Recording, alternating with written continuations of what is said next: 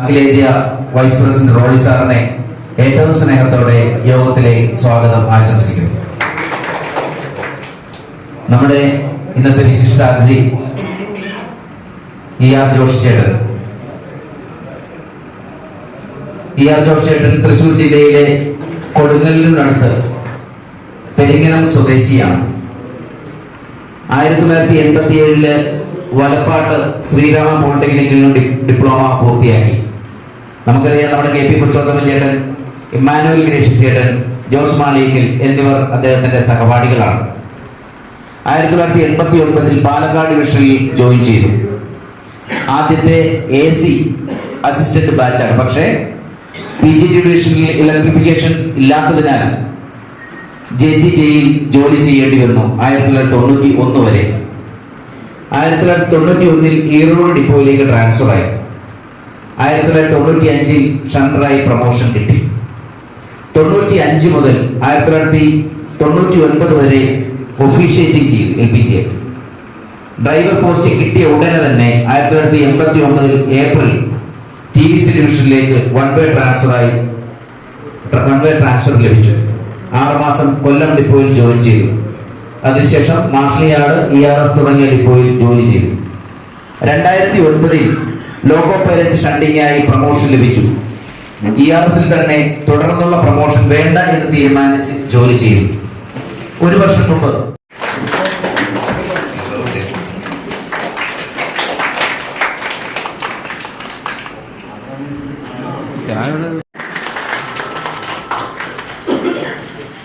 നമ്മുടെ NN ഗിരീഷ് കുമാറിന്റെ മകൾ അതുല്യ ഗിരീഷിനെ ക്ഷണിക്കുന്നു. ജോഷി ഒരുപാട് പൊരുതി നേടിയ ഒരു വോളണ്ടറി റിട്ടയർമെന്റ് ആണ്. നമുക്കെല്ലാവർക്കും അറിയാവുന്നതാണ്. അദ്ദേഹം ഒരുപാട് ഇങ്ങനെ റിട്ടയർ ആയി പോകുന്നതിന് വേണ്ടി ഒരുപാട് കഷ്ടപ്പെട്ടിട്ടുണ്ട്. ഞാൻ ഒരുപാട് കാര്യങ്ങൾ സംസാരിക്കുന്നില്ല. അത്യാവശ്യം എന്തെങ്കിലും പറയാനുണ്ടെങ്കിൽ പിന്നീട് സംസാരിക്കുന്നതാണ്. റോഡ് സാറിന് എത്രയും പെട്ടെന്ന് പോകേണ്ടതുള്ളത് കൊണ്ടും അദ്ദേഹത്തെ ഈ സമ്മേളനം, യാത്രയയപ്പ് സമ്മേളനം ഉദ്ഘാടനം ചെയ്യാൻ ക്ഷണിച്ചു. ബഹുമാനപ്പെട്ട അധ്യക്ഷൻ സഖാവ് KS മനോജ്, ഇന്ന് യാത്രയയപ്പ് അറിയപ്പെടുന്ന സഖാവ് ജോഷി, അദ്ദേഹത്തിൻ്റെ സഹധർമ്മിണി, കുടുംബാംഗങ്ങൾ, all India loco running staff അസോസിയേഷൻ്റെ സെൻട്രൽ വർക്കിംഗ് പ്രസിഡന്റ് സഖാവ് മണി സാർ എത്തിയിട്ടുണ്ട്. സഖാവ് Mani sir, KP Varghese divisional secretary, മറ്റ് നേതാക്കളെ, പ്രിയ സഹപ്രവർത്തകരെ, സുഹൃത്തുക്കളെ, എല്ലാവർക്കും നമസ്കാരം. സഖാവ് ജോഷി ഏകദേശം 20-25 വർഷമായി എറണാകുളം സൗത്തിൽ പ്രവർത്തിക്കുന്ന ആളാണ്. ജോഷിയെ ലോക്കോ പൈലറ്റ് എന്നുള്ളതിനേക്കാൾ ഏറെ എല്ലാവരും ജോഷി ഇപ്പോഴും ഞാൻ കഴിഞ്ഞ ദിവസം തിരുവനന്തപുരത്ത് ഇങ്ങനെ സെൻറ്റോറിന് പോകുന്നു പറഞ്ഞപ്പോൾ ചോദിച്ചത് നമ്മുടെ ഷണ്ടർ ജോഷിയല്ലേ എന്നാണ് ചോദിച്ചത്. ജോഷി ഒരു ഷണ്ടറായിട്ടാണ് എപ്പോഴും അറിയപ്പെടുന്നത്.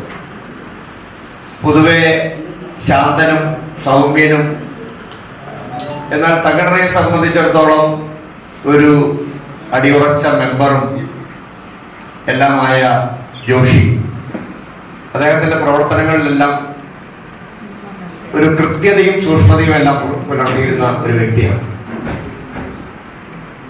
അദ്ദേഹം വോളണ്ടറി റിട്ടയർമെന്റ് 5 വർഷവും കൂടി സർവീസ് ബാക്കി നിൽക്കുമ്പോഴാണ് വോളണ്ടറി റിട്ടയർമെന്റ് എടുത്ത് ഇപ്പോൾ വിരമിക്കുന്നത്. അദ്ദേഹത്തിന് ജീവിതത്തിൽ എല്ലാവിധ ഐശ്വര്യങ്ങളും ഞാൻ all India loco running staff അസോസിയേഷന് വേണ്ടിയിട്ട് വ്യക്തിപരമായി നേരുകയാണ്. ഒരു ലോക്കോ പൈലറ്റ് എന്ന നിലയിൽ തീർച്ചയായും ഈ വീട്ടിലൊക്കെ ഉള്ള സമയം തികച്ചും പരിമിതമായിരിക്കും. തീർച്ചയായിട്ടും ഇപ്പം ഇനി കൂടുതൽ സമയം വീടുമായും കുടുംബജീവിതത്തിനും അതേപോലെ അദ്ദേഹത്തിൻ്റെ സാമൂഹ്യ പ്രവർത്തനങ്ങൾക്കും എല്ലാം കിട്ടും എന്നുള്ളത് കൊണ്ട് ഒരു കൂടുതൽ ഐഡിയലായി പോകാതെ നിങ്ങളുടെ ഈ സദ്ഗുണങ്ങളെല്ലാം സമൂഹത്തിനും കുടുംബത്തിനും നമ്മുടെ നാടിനും സംഘടനയുടെ പ്രവർത്തനങ്ങൾക്കും എല്ലാം മുതൽക്കൂട്ടായി വരുന്ന രീതിയിൽ വരും കാലത്ത് പ്രവർത്തനം ഉണ്ടാകണം എന്നൊരു അഭ്യർത്ഥന കൂടി ഞാൻ ഈ അവസരത്തിൽ വെക്കുകയാണ്. ജോഷി ഞാൻ ആദ്യമേ പറഞ്ഞു വളരെ സൗമ്യനാണ്, വളരെ ശാന്തമായി അദ്ദേഹത്തിന്റെ ജോലി കൃത്യതയോടെ ചെയ്ത് കൃത്യസമയത്ത് വന്ന്, കൃത്യസമയത്താണ് ശകലം നേരത്തെ വരും ജോഷി, കൃത്യസമയം ഇങ്ങനെ അല്പം നേരത്തെ വന്ന് കൃത്യതയോടെ ജോലി ചെയ്തു പോകുന്ന ഒരാളെന്നുള്ള നിലയിൽ പലപ്പോഴും സംഘടനാ പ്രവർത്തനങ്ങളുടെ ഇടയിൽ ഒരു നേതാവ് നിലയിൽ അധികം ഒന്നും ജോഷിയായിട്ട് ഒരു കാര്യത്തിലും ബന്ധപ്പെടേണ്ടി വരാറില്ല. പക്ഷെ അദ്ദേഹത്തിന്റെ റിട്ടയർമെന്റുമായിട്ട് ബന്ധപ്പെട്ട് പലപ്പോഴും ബന്ധപ്പെടേണ്ടി വരാറുണ്ട്, വന്നിട്ടുണ്ട്. അതിന്റെ നേതൃത്വത്തിലുള്ള എല്ലാവരും അതിനുമായിട്ടൊക്കെ കുറേയധികം ബന്ധപ്പെടേണ്ടി വന്നിട്ടുണ്ട്. അത് നോക്കുമ്പോൾ, അല്ലെങ്കിൽ അതിനെ കൃത്യമായി നോക്കി കാണുമ്പോൾ, യഥാർത്ഥത്തിൽ റെയിൽവേ ആണ് ജോഷിയെ 5 വർഷം മുൻപ് സർവീസിൽ നിന്നും നിർബന്ധമായും ഞാൻ ഇവിടെ കൊണ്ട് നിർത്തുകയാണെന്ന് പറഞ്ഞുവിടാൻ ഇടയാക്കിയതെന്നാണ് ഞാൻ കാണുന്നത്. അദ്ദേഹം ഈ പറഞ്ഞ അദ്ദേഹത്തിന്റെ ഈ ശാന്തതയോടുകൂടി തന്നെ അദ്ദേഹം ഒരു ഷണ്ടറായി ജോലി ചെയ്തുകൊണ്ടിരിക്കുകയായിരുന്നു. ഇവിടെ പലരെയും നമുക്കറിയാം, അതേപോലെ വർഷങ്ങളായിട്ട് ഷണ്ടറായിട്ട് ജോലി ചെയ്യുന്ന ആൾക്കാർ. അവർക്കാർക്കും നേരത്തെ അവർക്ക് ഈ പ്രൊമോഷൻ എടുക്കാൻ കഴിയായതുകൊണ്ടല്ല, ഒരു ലോക്കോ പൈലറ്റ് എന്ന നിലയിൽ ഭാരിച്ച ഉത്തരവാദിത്തങ്ങൾ കുടുംബമായിട്ട് വിട്ട് വളരെയധികം സമയം തനിച്ചാകുകയോ അല്ലെങ്കിൽ കുടുംബം തുടങ്ങാൻ പറ്റുന്നില്ല എന്നൊക്കെ ഉള്ള ജോലി ചെയ്യാൻ പറ്റണമെന്നില്ല. അപ്പൊ അങ്ങനെയുള്ള ഒരു വ്യക്തി, അങ്ങനെയുള്ള കുറേയധികം വ്യക്തികൾ ഞങ്ങൾ ഈ പ്രൊമോഷന് പോകുന്നില്ല, എന്റെ താഴെയുള്ള ആൾക്കാർ പോട്ടെ എന്ന് തീരുമാനിച്ചാൽ ഇതിനു മുൻപൊക്കെയുള്ള നിലപാട് റെയിൽവേ അതിനെ അനുവദിച്ചു കൊടുക്കുകയായിരുന്നു. പക്ഷെ ഈ അടുത്ത കാലത്ത് വന്ന മാറ്റം അപ്പൊ അങ്ങനെയാണല്ലോ, എല്ലാ ലാഭനഷ്ടങ്ങളും എല്ലാം അതിന്റെ അടിസ്ഥാനത്തിൽ കാര്യങ്ങൾ തീരുമാനിക്കുകയും എല്ലാവരുടെയും മുകളിൽ എന്തൊക്കെ സമ്മർദ്ദങ്ങൾ കൊടുക്കാമെന്ന് കാണുകയും ചെയ്യുന്ന ഒരു കാലത്താണ് നമ്മൾ നിൽക്കുന്നത്. അങ്ങനെ ഉണ്ടാക്കിയ ചില അനാവശ്യമായ സമ്മർദ്ദങ്ങൾ കൊണ്ടാണ് ജോഷി ഒരു ഗുഡ്സായി പോകേണ്ടി വരികയും ആ ജോലിയോട് അദ്ദേഹത്തിന് പ്രാധാന്യം പ്രാപിക്കാൻ വളരെ ബുദ്ധിമുട്ടായി വരികയും ഇപ്പം VR എടുക്കുന്ന സ്ഥിതിയിലേക്ക് പോകേണ്ടി വരികയും ചെയ്യുന്നത്. അപ്പൊ ശരിക്കും അങ്ങനെ ഒരു ഹറാസ്മെന്റിലേക്ക്, ഒരു നിർബന്ധത്തിലേക്ക്, ഒരു പീഡനത്തിലേക്ക് എത്തിയ റെയിൽവേയും അതിന്റെ ഭരണകൂടത്തെയും അതിന്റെ ഇപ്പോഴത്തെ സംവിധാനങ്ങളെയൊക്കെ നമ്മൾ തിരിച്ചറിയേണ്ടതുണ്ട്. അത് ഇതുപോലൊരു VR നടക്കുമ്പോൾ അതിനുള്ള പ്രതിഷേധങ്ങളും നമ്മളോടൊപ്പം ഉണ്ടാകേണ്ടതുണ്ട്. ഇതേപോലെ തന്നെ ഇതെല്ലാം കഴിഞ്ഞ് ശരി ഞാൻ പൊക്കോളാം എന്ന് പറയുമ്പോൾ പോലും അതിനും വിടാത്ത സ്ഥിതി, അതിനുവേണ്ടിയിട്ട് എത്രമാത്രം ബുദ്ധിമുട്ടുകൾ സഹിച്ചു എന്നുള്ളത് നമുക്കൊക്കെ അറിയാം. ഞാനും ചില തിരക്കുകളിൽ കൂടി ആയതുകൊണ്ട് ഞാനതിന്റെ കൂടുതൽ ഡീറ്റെയിൽസിലേക്ക് പോകുന്നില്ല. ഇപ്പൊ കഴിഞ്ഞ ദിവസം ഞാൻ ഇവിടെ എത്തി, അതിനുശേഷം ഒരു മീറ്റിങ്ങിന് പോയി തിരിച്ച് വൈറ്റിലെ സ്റ്റാൻഡ് നിൽക്കുമ്പോൾ നമ്മുടെ മറ്റൊരു സുഹൃത്ത് കണ്ടു. പറ്റുന്നില്ല, ഒഴിവാക്കണമെന്നുണ്ട്, പക്ഷെ എഴുതി കൊടുത്ത് നാണകിടാൻ ഞാനില്ല. ഇതാണ് മറ്റൊരു അവസ്ഥ ഇപ്പോൾ ഉള്ളത്.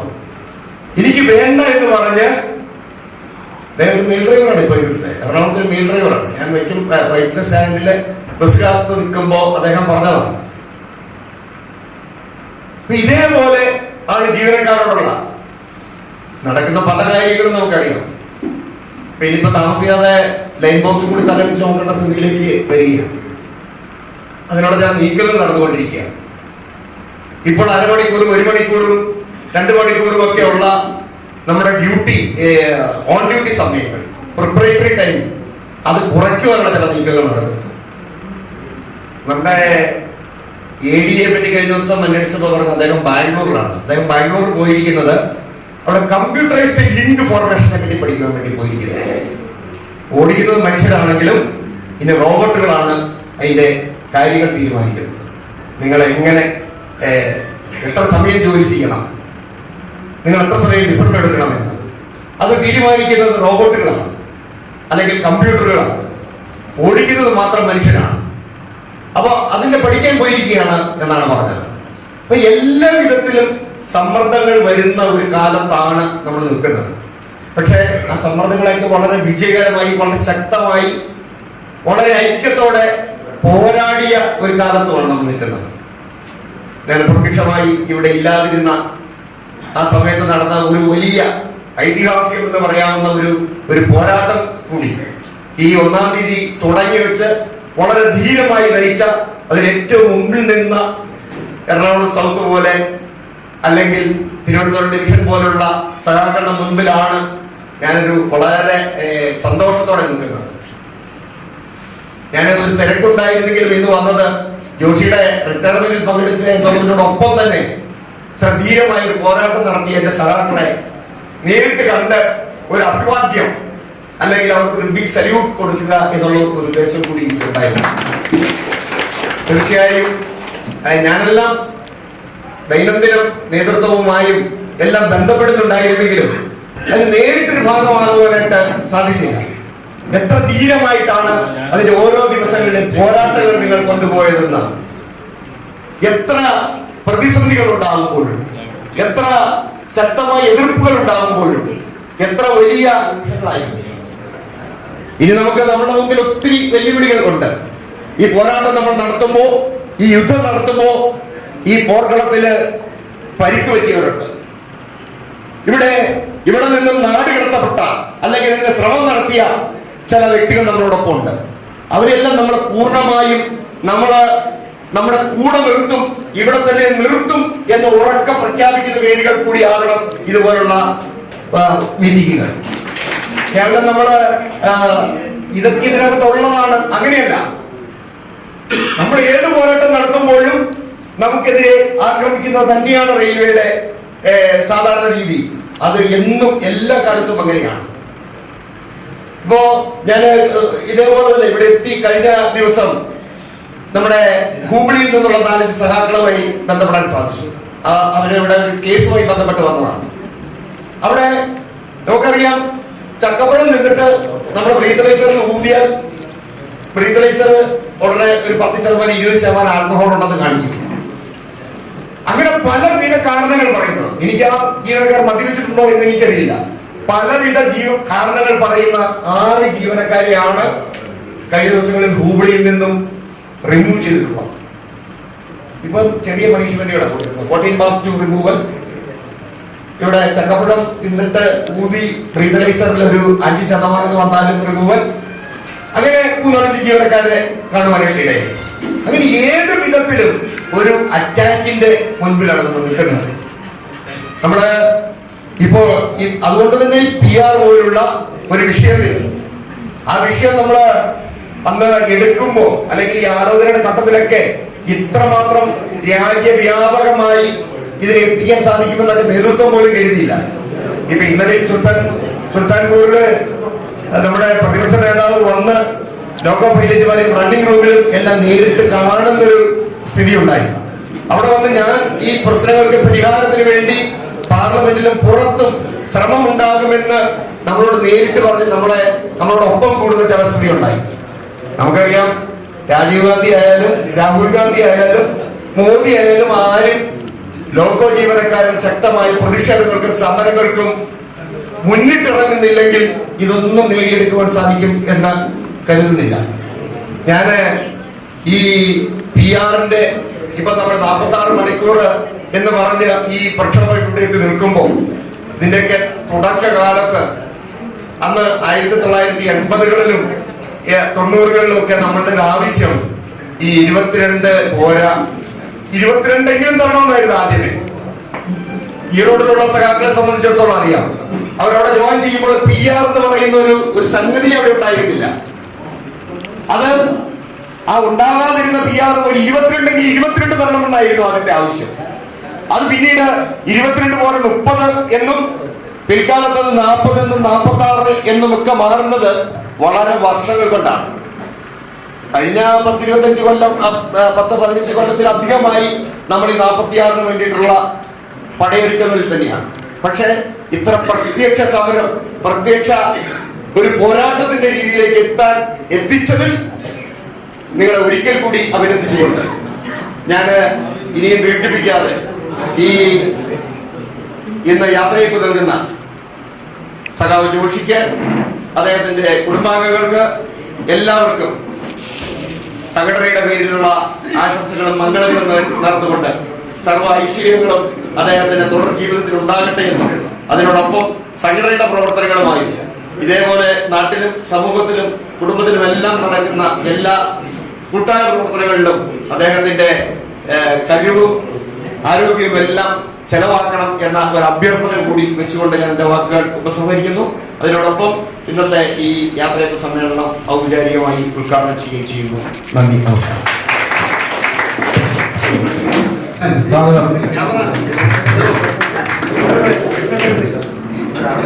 ബഹുമാനപ്പെട്ട അധ്യക്ഷൻ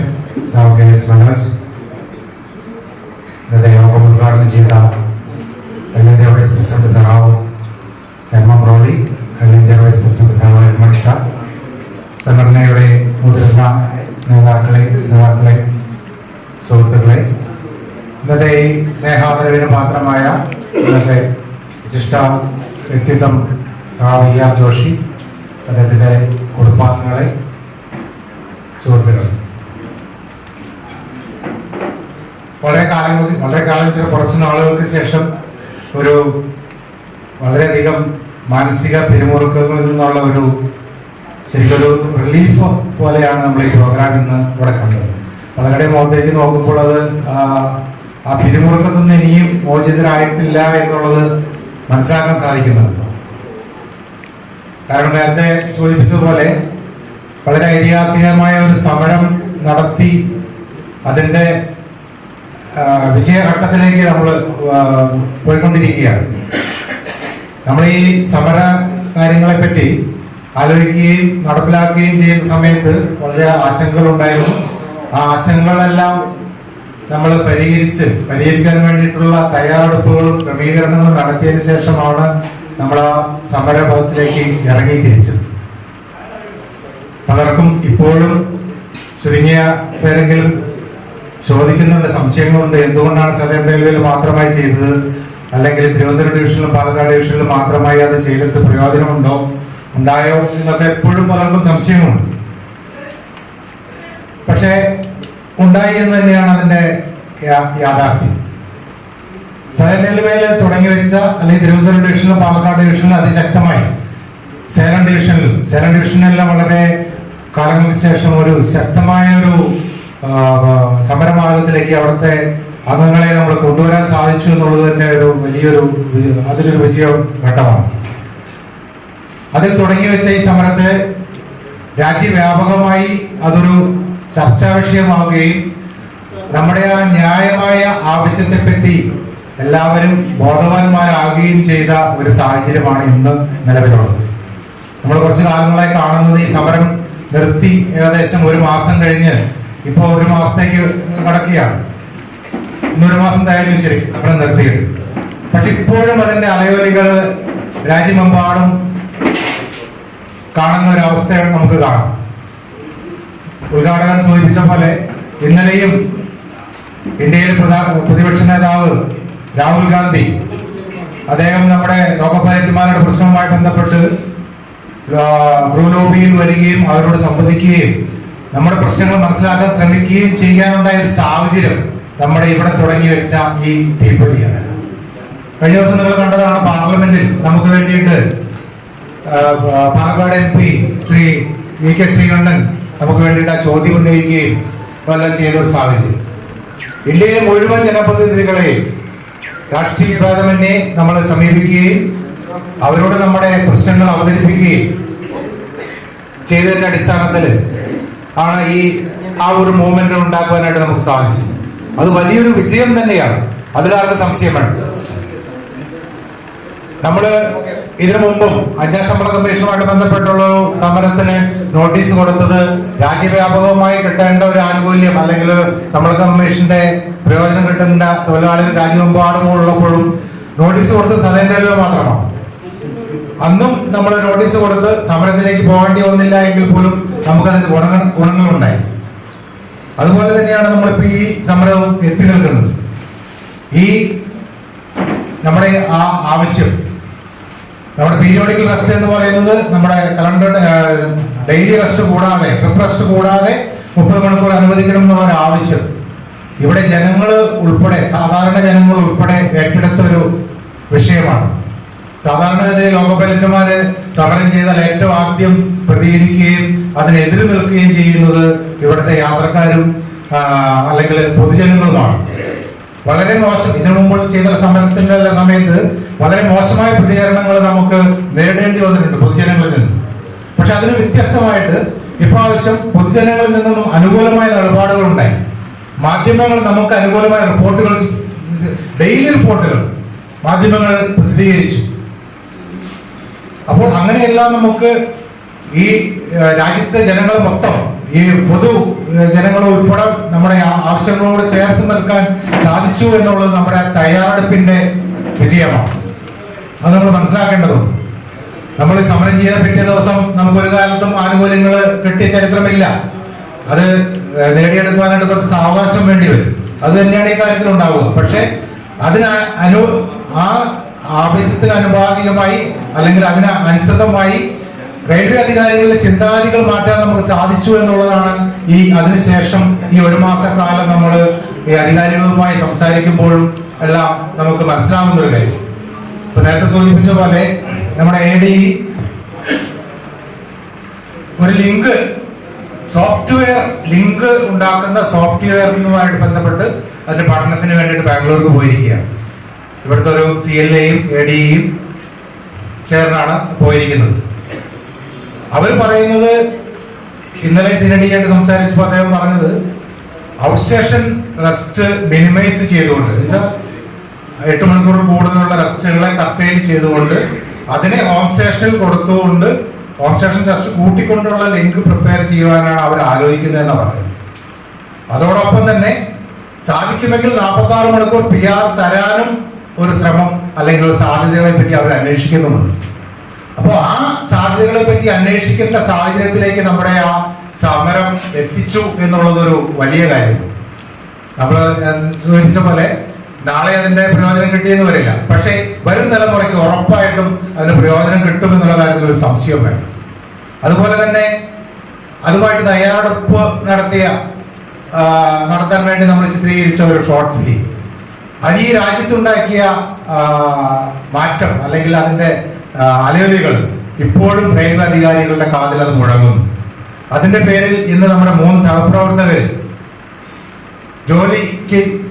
ജോലി ചെയ്യാൻ കഴിയാതെ പുറത്തു നിൽക്കുകയാണ്. കോടതി അനുവദിച്ചിട്ട് പോലും, അവരെ ജോലിക്ക് എടുക്കണമെന്ന് അനുവദിച്ചിട്ട് പോലും, നിർദ്ദേശിച്ചിട്ട് പോലും അത് അംഗീകരിക്കാൻ ഇവിടെ അധികാരികൾ തയ്യാറാവുന്നില്ല. തികച്ചും ഒരു ഈഗോയുടെ പ്രശ്നമാണ് അവിടെ വേറെ പ്രശ്നങ്ങളൊന്നുമില്ല. അപ്പോൾ അതിനു മുമ്പ് നമ്മൾ സാധാരണ ഒരു ഷോർട്ട് ഫിലിം ഉണ്ടാക്കാവുന്ന ഒരു വ്യാപനം അല്ലെങ്കിൽ അതിന്റെ ഒരു സർക്കുലേഷൻ, അതിനപ്പുറത്തേക്ക് അത് കടന്നു പോയപ്പോൾ റെയിൽവേ അധികാരികൾക്ക് സഹിച്ചില്ല. അപ്പോൾ അതുമായിട്ട് ബന്ധപ്പെട്ട കുറച്ചു പേരെ, അതാണല്ലോ റെയിൽവേയുടെ പൊതുവെ നയം, അതാണല്ലോ റെയിൽവേക്കെതിരെ ശബ്ദമുയർത്തുന്നവരെ ശിക്ഷിക്കുക, പരമാവധി അവരെ പണിഷ് ചെയ്യുക എന്നുള്ളൊരു പഴയകാലം മുതലുള്ള നയം അതാണ്. അതിനു വേണ്ടിയിട്ടുള്ള ഗൂഢാലോചന അന്നു മുതൽ തുടങ്ങിയതാണ്. അത് എത്തിച്ചത് നമ്മുടെ ഈ സമരത്തിന്റെ സമയത്താണെന്ന് മാത്രം. അപ്പൊ അതുമായി ബന്ധപ്പെട്ട് കോടതി വളരെ വ്യക്തമായ നിർദ്ദേശമാണ് കൊടുത്തിരിക്കുന്നത്. ഇന്ററിം ഓർഡർ ആണെങ്കിൽ പോലും അവരെ റിലീവ് ചെയ്തിട്ടില്ല, അവരിവിടെ സ്റ്റാറ്റസ് കോ മെയിൻറ്റെയിൻ ചെയ്യണമെന്നുള്ള റെയിൽവേയുടെ ഉത്തരവ് അംഗീകരിക്കാൻ റെയിൽവേ തയ്യാറായില്ല. സ്റ്റാറ്റസ് കോ എന്ന് പറയുന്ന അവരെ റിലീവ് ചെയ്ത കണ്ടീഷനിലാണ്, ഞങ്ങളുടെ കണക്കിൽ അവരെ റിലീവ് ചെയ്തു എന്ന് റെയിൽവേ വാദിക്കുകയും നമ്മൾ അവർ റിലീവ് ആയിട്ടില്ല എന്ന് വാദിക്കുകയും ചെയ്ത സാഹചര്യത്തിൽ അതിന്റെ ഇന്ററിം ഓർഡർ വന്നത് അവർ റിലീവ് ആയിട്ടില്ല, അതുകൊണ്ട് അവരെ യൂട്ടിലൈസ് ചെയ്യണം, ഈ ആപ്ലിക്കേഷന്റെ അന്തിമ വിധി വരുന്നവരെ അവരെ ഇവിടെ തന്നെ യൂട്ടിലൈസ് ചെയ്യണം എന്നുള്ളൊരു ഇന്ററിം ഓർഡർ വന്നിട്ട് പോലും അംഗീകരിക്കാൻ തയ്യാറാകാതെ അവര് ഹൈക്കോടതിയിൽ അപ്പീൽ പോയിരിക്കുകയാണ്. അപ്പീലും തീരുമാനമായിട്ടേ അവരത് അംഗീകരിക്കുള്ളൂ. നമുക്ക് സംശയമൊന്നുമില്ല, നമുക്ക് അനുകൂലമായി തന്നെ ആ വിധി കിട്ടുമെന്നുള്ളത്. അപ്പോൾ അതുപോലുള്ള പ്രതികാര നടപടികളിലേക്ക് റെയിൽവേ നീങ്ങുന്ന ഒരു സാഹചര്യമാണ്. പാലക്കാട് ഡിവിഷനിലും നമ്മുടെ തിരുവനന്തപുരം ഡിവിഷനെ അപേക്ഷിച്ച് പാലക്കാട് ഡിവിഷനിലും സേലം ഡിവിഷനിലും ആ പണിഷ്മെന്റുകൾക്കെല്ലാം ആഴം കൂടുതലാണ്. നമുക്കൊരു പരിധിവരെ DRM കണ്ട് സംസാരിച്ച് അതിനെല്ലാം തടഞ്ഞു നിർത്താനായിട്ട് സാധിച്ചിട്ടുണ്ട്. മറ്റുള്ള ശിക്ഷാവിധികളിൽ നിന്നെല്ലാം ഒരു നമുക്ക് വലിയ കേടില്ലാത്ത രീതിയിൽ തീർക്കാവുന്ന ഒരു ശിക്ഷാവിധികളെയൊക്കെ അനുകൂലമായി പരിഗണിക്കാമെന്നുള്ള ഉറപ്പ് നമുക്ക് ലഭിച്ചിട്ടുണ്ട്. അപ്പോൾ പോലും നമുക്ക് പൂർണ്ണമായി അതിൽ നിന്ന് ഒരു പരിക്കും പറ്റാതെ രക്ഷപ്പെടാം എന്നുള്ള പ്രതീക്ഷയും നമുക്കില്ല. അങ്ങനെ നമ്മൾ നേരത്തെയും കണക്ക് കൂട്ടിയിട്ടില്ല. ഏതൊരു സമരത്തിനും അതിന്റെ പ്രത്യാഘാതങ്ങൾ ഉണ്ടാകും. പക്ഷെ ഇന്ന് നമ്മളെ സംബന്ധിച്ചിടത്തോളം സംഘടന ഈ പരിക്ക് പറ്റിയവരെയും അല്ലെങ്കിൽ അതുമായിട്ട് ബന്ധപ്പെട്ട് ബാധിക്കപ്പെട്ടവരെയെല്ലാം ചേർത്ത് നിർത്തി അവരെ സംരക്ഷിക്കാൻ പ്രാപ്തമാണ് എന്നുള്ളത് മാത്രമാണ് എനിക്ക് നിങ്ങളോട് പറയാനുള്ളത്. സംഘടനയുടെ ശക്തി എന്ന് പറയുന്നത് അവരെ ചേർത്ത് നിർത്തി റെയിൽവേ ഏത് അറ്റം വരെ പോയാലും അതിനെല്ലാം നമുക്ക് പ്രതിരോധിക്കാനും കഴിയും. അത്രമാത്രം ശക്തമാണ് സംഘടനയുടെ നേതൃത്വം അതിന് തയ്യാറാണ് എന്നുള്ളത് മാത്രമാണ് എനിക്ക് ഈ അവസരത്തിൽ നിങ്ങളോട് പറയാനുള്ളത്. അപ്പോൾ പോലും നമുക്ക് പറയാം, സ്വാഭാവികമായ മാനസികമായ ഉണ്ടാകുന്ന ചില ബുദ്ധിമുട്ടുകൾ, മാനസിക സമ്മർദ്ദങ്ങൾ, കുടുംബത്തിൽ ഉണ്ടാകുന്ന ചില ബുദ്ധിമുട്ടുകൾ, ഇതെല്ലാം നമ്മൾ ഉൾക്കൊള്ളുന്നുണ്ട്. അവരെല്ലാം നമ്മൾ ഒരു കാരണവശാലും ഒറ്റപ്പെടുത്തുന്നില്ല. അവരെല്ലാം നമ്മൾ കൂട്ടത്തിൽ നമ്മുടെ ഒപ്പം ചേർത്ത് നിർത്തുന്നുണ്ട്, അതിനുള്ള ശ്രമിക്കുന്നുണ്ട്. നമ്മുടെ വീടുകളിൽ കഞ്ഞി കുടിക്കുന്നുണ്ടെങ്കിൽ അവരുടെ വീടുകളിൽ കഞ്ഞി കുടിച്ചിട്ടുണ്ടാവും, ഒരു സംശയം വേണ്ട. ഇതിനു മുമ്പ് നമ്മൾ പലവട്ടം തെളിയിച്ചിട്ടുള്ള കാര്യമാണ്. അപ്പൊ അങ്ങനെയുള്ള ആശങ്കകളൊന്നും ആർക്കും അതിന്റെ ആവശ്യമില്ല. അപ്പൊ അങ്ങനെ ഒരു ഞാൻ തുടങ്ങി വെച്ചത് അതാണ്. ആ പിരിമുറുക്കത്തിലാണ് നമ്മൾ 3 സഹപ്രവർത്തകർ വെളിയിൽ നിൽക്കുന്ന ഒരു പിരിമുറുക്കത്തിലാണ് നമ്മൾ ഇവിടെ ഈ പരിപാടി നമ്മളാകും ഈ സ്നേഹാദര ചടങ്ങ് നടന്നു. ശരിക്കും ആഘോഷം തന്നെയാണ്. ജോഷിയെ സംബന്ധിച്ചിടത്തോളം അത് ശരിക്കും ഒരു ആഘോഷമാണ്. കാരണം കുറെ നാളുകൾക്ക് ഫൈറ്റിന് ശേഷമാണ് ഈ VRS നേടിയത്.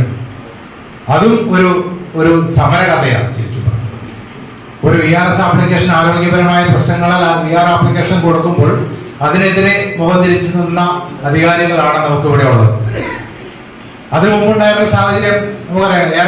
ഏറെ വർഷങ്ങളായി സമാധാനമായി ലോക്കോ പൈലറ്റ് ഷണ്ടിങ്ങായി ജോലി ചെയ്തുകൊണ്ടിരുന്ന അദ്ദേഹത്തെ നിർബന്ധിച്ച് താല്പര്യമില്ലാതെ നിർബന്ധപൂർവ്വം പണിഷ്മെന്റ്, ചാർജ് ഷീറ്റും പണിഷ്മെന്റും തരും എന്ന് പറഞ്ഞുകൊണ്ട് അന്ന് കുറെ പേർക്ക് നമുക്കറിയാം, കുറെ പേർക്ക് ചാർജ് ഷീറ്റും പണിഷ്മെന്റും കിട്ടിയിട്ടുണ്ട്. അങ്ങനെ ഭീഷണിപ്പെടുത്തി പ്രൊമോഷൻ വാങ്ങി പോയ ഒരാളാണ് സൗരവ് ജോഷി. അദ്ദേഹത്തെ സംബന്ധിച്ചിടത്തോളം അപ്പോഴും അദ്ദേഹം മാനസികമായി തയ്യാറായിരുന്നില്ല ലോക്കോ പൈലറ്റ് ഗുഡ്സായിട്ട് വർക്ക് ചെയ്യാനായിട്ട്. ആരോഗ്യ പ്രശ്നങ്ങൾ അന്നും ഉണ്ടായിരുന്നു അദ്ദേഹത്തിന്. പക്ഷേ റോസ്റ്റർ ഡ്യൂട്ടി ആയതുകൊണ്ട് അതിനെല്ലാം മാനേജ് ചെയ്ത് പോകാനായിട്ട് അദ്ദേഹം സാധിക്കുമായിരുന്നു. അതുകൊണ്ട് തന്നെയാണ് അദ്ദേഹം അൺവില്ലിങ്സ് കൊടുത്തത്. പക്ഷെ ഇവിടുത്തെ റെയിൽവേ അധികാരികൾ അതിന് സമ്മതിച്ചില്ല. നിങ്ങൾ ലോക്കോ പൈലറ്റായി പോയില്ലെങ്കിൽ നിങ്ങളെ പണിഷ് ചെയ്യും, നിങ്ങളെ ട്രാൻസ്ഫർ ചെയ്യും എന്നെല്ലാം ഭീഷണിപ്പെടുത്തി നിർബന്ധപൂർവ്വം അദ്ദേഹത്തെ പ്രൊമോഷൻ കാര്യമായിട്ട് ചെയ്യിപ്പിക്കുകയായിരുന്നു. അവസാനം എന്തുണ്ടായി? നമ്മുടെ കാറ്റഗറിയിൽ ഒരു വേക്കൻസി കൂടി വരേണ്ട ഒരു സാഹചര്യം സൃഷ്ടിച്ചത് ഇവിടെ റെയിൽവേ അധികാരികളാണ്. അതുമായി ബന്ധപ്പെട്ട എത്രയോ വട്ടം നമ്മൾ സിനഡിയെ കണ്ടു, സംസാരിച്ചു. ഒരു പ്രാവശ്യം സിനഡിയെ കണ്ടപ്പോൾ ഞാൻ ചോദിച്ചത് ഇതാണ്: താല്പര്യമില്ലാത്ത ഒരാളെ നമ്മൾ കാരണന്മാരെല്ലാം പറയുമല്ലോ ഉന്തി മരം കയറ്റിയത്, നിങ്ങളെല്ലാം കൂടി ഉന്തി മരം കയറ്റി. ഇപ്പൊ അദ്ദേഹത്തിന് അവിടെ നിന്ന് മുകളിലോട്ട് കയറാൻ കഴിയുന്നില്ല, ഇറങ്ങാൻ നിങ്ങൾ സമ്മതിക്കുന്നുമില്ല. എന്ത് ചെയ്യണം? കൈവിട്ട് താഴെ വീഴാതിരിക്കാൻ വേണ്ടി നിങ്ങളുടെ മുമ്പിൽ കൈകൂപ്പി നിൽക്കുന്ന ഒരു തൊഴിലാളിയാണ് അദ്ദേഹം. അപ്പൊ നിങ്ങൾ അദ്ദേഹത്തെ താഴെ ഇറങ്ങാനെങ്കിലും സമ്മതിക്കണം എന്നാണ് ഞാൻ ഒരിക്കൽ സിനഡിയായിട്ട് പറഞ്ഞത്. പിന്നീട് ഒരിക്കൽ DRMന്റെ അടുത്തും ഈ വിഷയം നമ്മൾ കൊണ്ടുപോകേണ്ടി വന്നു. കൊണ്ടുപോകാനുള്ള സാഹചര്യം ഇതാണ്: അദ്ദേഹത്തെ സിക്കിലായിരുന്നപ്പോൾ വീണ്ടും അദ്ദേഹം എറണാകുളം സിക്കിലായിരുന്നപ്പോൾ അദ്ദേഹത്തിന് VR അപ്പോഴും ഒരു പ്രാവശ്യം റിജക്ട് ചെയ്തു, വീണ്ടും അപ്ലൈ ചെയ്തു.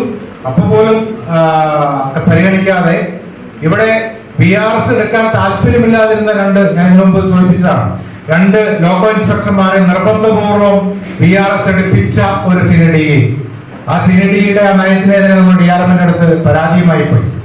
ഒരു ആരോഗ്യ പ്രശ്നങ്ങളാൽ VRS അപ്ലൈ ചെയ്ത് അതിനുവേണ്ടി കെഞ്ചിക്കൊണ്ടിരിക്കുന്ന ഒരു തൊഴിലാളി ഒരു പക്ഷത്ത് നിൽക്കുമ്പോൾ തുടർന്നും ജോലി ചെയ്യാൻ താല്പര്യപ്പെടുന്ന 2 ലോക്കോ ഇൻസ്പെക്ടർമാരെ നിർബന്ധപൂർവ്വം VRS എടുപ്പിച്ചുകൊണ്ട് നമ്മുടെ കാറ്റഗറിയിൽ തന്നെ 2 വേക്കൻസി ക്രിയേറ്റ് ചെയ്യാനുണ്ടായിരുന്നു. പറയും ലോക്കോ ഇൻസ്പെക്ടർ ആണോ പോയത്, ലോക്കോ പൈലറ്റ് അല്ലല്ലോ പോയെന്ന് പറയും. അപ്പൊ പകരം 2 ലോക്കോ പൈലറ്റുമാരെ പ്രൊമോട്ട് ചെയ്ത് ലോക്കോ ഇൻസ്പെക്ടറായി. വേക്കൻസി എവിടെ വന്നു? ലോക്കോ പൈലറ്റ് കാറ്റഗറിയിൽ തന്നെയാണ് വന്നത് വേക്കൻസി. ആ വേക്കൻസി നമ്മൾ അതിന്റെ അധികഭാരം നമ്മൾ ചൊന്നുകൊണ്ടിരിക്കുക. അപ്പൊ അങ്ങനെയുള്ള സാഹചര്യത്തിൽ പോലും ആരോഗ്യപരമായ പ്രശ്നങ്ങളാൽ VRS അപ്ലൈ ചെയ്ത ജോഷിക്ക് അനുവദിച്ചിട്ടില്ല എന്ന് പറഞ്ഞ് നമ്മളൊരു പരാതി വരെ DRMന്റെ അടുത്ത് പോയി. അതിന്റെ അടിസ്ഥാനത്തിലാണ് അവസാനം ഒരു കോംപ്രമൈസ് എന്ന രീതിയിൽ ജോഷിയോട് ഒരു ആവശ്യം സിനഡി ചോദിക്കുകയാണ്: തിരിച്ച് ഷണ്ടറായിട്ട് ജോലി ചെയ്യാൻ പറ്റൂ? അവർക്ക് അപ്പോഴാണ് ബോധമുണ്ടായത്, തിരിച്ച് ഷണ്ടറായിട്ട് ജോലി ചെയ്താൽ നിങ്ങൾ VRS ക്യാൻസൽ ചെയ്യാൻ പറ്റുമെന്ന് അദ്ദേഹത്തോട് ചോദിച്ചു. അപ്പൊ അദ്ദേഹം പറഞ്ഞു, ഞാൻ VRS ആണ് പ്രതീക്ഷിക്കുന്നത്, ഞാൻ അതിനാണ് പ്രിഫർ ചെയ്യുന്നത്, ഷണ്ടറായിട്ട് ജോലി ചെയ്യാൻ എനിക്ക് താല്പര്യമില്ല, പിന്നെ വേറെ വഴിയില്ലെങ്കിൽ മാത്രം ഞാൻ അത് ചെയ്യാമെന്ന് പറഞ്ഞു. പക്ഷേ എന്തുകൊണ്ടോ അദ്ദേഹം ഈ DRM-നോടുള്ള സംസാരിച്ചതിന്റെ അടിസ്ഥാനത്തിലായിരിക്കാം അദ്ദേഹത്തിന് VRS കൊടുക്കാനാണ് അവസാനം തീരുമാനിക്കുകയാണ്. നേരത്തെ സൂചിപ്പിച്ച പോലെ അദ്ദേഹം സംഘടനാ നേതൃത്വത്തിലേക്ക് ഒരിക്കലും വന്നിട്ടില്ലെങ്കിൽ പോലും അദ്ദേഹവും ഒരു ധീരനായ പോരാളിയായിരുന്നു. നമ്മൾ സംഘടന എടുക്കുന്ന തീരുമാനങ്ങളെ ശിരസേറ്റാൻ അദ്ദേഹം എന്നും തയ്യാറായിരുന്നു. അതിന്റെ പേരിൽ ഇതിനു മുമ്പെല്ലാം അദ്ദേഹത്തിന് ഒരു SFI എല്ലാം കിട്ടിയിട്ടുണ്ടെന്നാണ് എനിക്ക് അറിയാം. ഒരു SFI എല്ലാം വാങ്ങിയ ഒരു പോരാളി തന്നെയാണ് അദ്ദേഹം. സംഘടനാപരമായ അദ്ദേഹത്തിന്റെ വിരമിക്കല് തീർച്ചയായും സംഘടനയ്ക്ക് നഷ്ടം തന്നെയാണ്. പക്ഷേ ഇത് ആവശ്യമായിരുന്നു എന്നുള്ള കാര്യത്തിൽ തർക്കവുമില്ല. അപ്പൊ അദ്ദേഹം ഇനിയുള്ള പ്രവർത്തനങ്ങളിലും സംഘടനയുടെ പ്രവർത്തനങ്ങളുമായിട്ട് സഹകരിച്ച് മുന്നോട്ട് പോകണം എന്ന് ഞാൻ അഭ്യർത്ഥിക്കുകയാണ്. ഒരിക്കൽ കൂടി എല്ലാവിധ ആയുരാരോഗ്യ സൗഖ്യങ്ങളും അദ്ദേഹത്തിനും കുടുംബത്തിനും ഉണ്ടാകട്ടെ എന്ന് ആശംസിച്ചുകൊണ്ട് നിർത്തുന്നു. സംഘടനയുടെ വിവിധ തലങ്ങളിലുള്ള മുതിർന്ന നേതാക്കന്മാരെ ബാച്ച് 1998 സെപ്റ്റംബർ മാസം ഈറോഡിൽ ALP ആയിട്ട് ജോയിൻ ചെയ്യുമ്പോൾ ER ജോഷിയുടെ ബാച്ച് അപ്പോൾ LP ഗുഡ്സായിട്ട് ഓഫീസേറ്റ് ചെയ്യുന്ന ആ ഒരു കാലഘട്ടമായിരുന്നു. മുൻനിരയിലിരിക്കുന്ന നിരവധി പേർ ഇതിനോട് എത്തിയിട്ടുണ്ട്. അദ്ദേഹത്തിന്റെ ബാച്ച്മേറ്റ്സ് അവരുടെ കൂടെ തന്നെ ALP ആയിട്ട് ഗുഡ്സിൽ വർക്ക് ചെയ്യാനുള്ള ഭാഗ്യം ഞങ്ങൾക്ക് ഉണ്ടായിട്ടുണ്ട്. രഹസ്യമായിട്ട് ഇത് ER ജോഷിയോടെ എനിക്ക് വർക്ക് ചെയ്യാനുള്ള ഭാഗ്യം ഉണ്ടായിട്ടില്ല. എന്നിരുന്നാലും ആ കാലം മുതൽ തന്നെ അദ്ദേഹത്തിനെ അടുത്തറിയാനുള്ള ഇപ്പോഴും ആ ബന്ധം തുടർന്നുകൊണ്ട് പോയിക്കൊണ്ടിരിക്കുന്നു. ആരോഗ്യ പ്രശ്നങ്ങളുണ്ട്. ഇപ്പോൾ LP ഷണ്ടറായിട്ട് നിരവധി പേർ എറണാകുളത്തും മറ്റു ഡിപ്പോകളിലും വർക്ക് ചെയ്തുകൊണ്ടിരിക്കുന്നു. അവരെ നിർബന്ധിച്ച് LP ഗുഡ്സായിട്ട് ഈ അടുത്ത കാലത്ത് അഡ്മിനിസ്ട്രേഷൻ തീരുമാനമെടുക്കുകയും അതിന്റെ ഒരു ഇരയായിട്ട് ER ജോഷി LP ഗുഡ്സായിട്ട് പ്രൊമോഷൻ കാരിയേറ്റ് ചെയ്യേണ്ട അവസ്ഥ ഉണ്ടാവുകയായിരുന്നു. അദ്ദേഹം ഷണ്ടറായിട്ട് തുടർന്നിരുന്നെങ്കിൽ അദ്ദേഹം 60 വയസ്സ് വരെ സർവീസ് പൂർത്തിയാക്കുമെന്ന് 100% ഉറപ്പുണ്ടായിരുന്ന ഒരവസ്ഥയിലാണ് അദ്ദേഹത്തിന് ഈ നിർബന്ധിത വിരമിക്കലിന് നിർബന്ധിക്കപ്പെട്ടത്. അദ്ദേഹത്തിന്റെ ഇതിനു മുമ്പുള്ള അദ്ദേഹത്തിന്റെ മിതഭാഷയും അദ്ദേഹത്തിന്റെ സമാധാനമായിട്ടുള്ള ആ ഇടപെടലുകളും അതെല്ലാവർക്കും പ്രത്യേകം അദ്ദേഹത്തിന്റെ ഒരു ആകർഷണം ഉണ്ടാക്കുന്ന കാര്യങ്ങളാണ്. പിന്നെ ER ജോഷി സഖാവ് ER ജോഷി എന്ന് വിളിക്കുമ്പോൾ അദ്ദേഹത്തിന്റെ മുഖത്തുണ്ടാകുന്ന എക്സ്പ്രഷൻ കാണാൻ വേണ്ടി ഞാൻ ഇടയ്ക്ക് അദ്ദേഹത്തിന് സഖാവ് ER ജോഷി എന്ന് വിളിച്ച് ചൊടിപ്പിക്കാറുണ്ടായിരുന്നു. അതുകൊണ്ടാണോ എന്നറിയില്ല, നമ്മുടെ ഗ്രൂപ്പിലുള്ള മെസ്സേജുകളിലെല്ലാം ശ്രീമാൻ ജോഷി എന്ന് പ്രസിഡന്റ് എന്നൊക്കെ സംബോധന ചെയ്തത്. സഖാവ് എന്നുള്ള വാക്ക് ഒരു റേഡിയോണിന് പ്രത്യേകം ഒരു കടമെടുത്തിട്ടോ അല്ലെങ്കിൽ അവർക്ക് പതിച്ചുകൊണ്ടിരിക്കുന്ന വാക്കുകളൊന്നുമല്ല. ആ വാക്ക് ഞാനൊരു കമ്മ്യൂണിസ്റ്റുകാരനൊന്നും അല്ല എങ്കിൽ പോലും സഖാവ് എന്നുള്ള വാക്ക് നമ്മൾ ഒരാളെ വിളിക്കുമ്പോൾ അതിനോട് കൂടുതൽ ഒരു അടുപ്പം തോന്നുകൊണ്ടാണ് മാത്രമാണ് ER ജോഷി ഞാൻ സഖാവ് എന്ന് അഭിസംബോധന ചെയ്തത്. അതിന് അദ്ദേഹത്തിന് ബുദ്ധിമുട്ട് തോന്നിയിട്ടുണ്ടെങ്കിൽ അതിന് ക്ഷമയിരിക്കുകയാണ്. ഇപ്പോൾ റിട്ടയർമെന്റ് ആയിട്ടുള്ള റിട്ടയർമെന്റ് കഴിഞ്ഞിട്ടുള്ള സ്റ്റാഫുകളാണ് നമ്മുടെ റിട്ടയർമെന്റ് പരീക്ഷകളും അതുപോലെ അജിറ്റേഷൻ പരീക്ഷകളും കൂടുതൽ വിജയിപ്പിച്ചും കണ്ടുകൊണ്ടിരുന്നത്.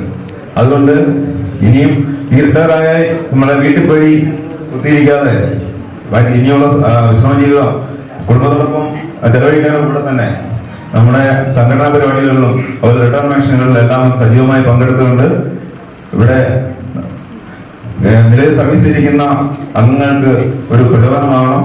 അതിനുവേണ്ടി ഇനിയുള്ള കാലം ദീർഘകാലം ഈ മെഡിറ്റേഷൻ യോഗയും എല്ലാം നടത്താൻ വേണ്ടി സമയം ഇഷ്ടംപോലെ കിട്ടുകയും ചെയ്യും. ശിഷ്ടകാലം സന്തോഷകരവും സമാനമായ ഒരു വിശ്രമജീവിതം ആശംസിച്ചുകൊണ്ട് നിർത്തുന്നു. നന്ദി.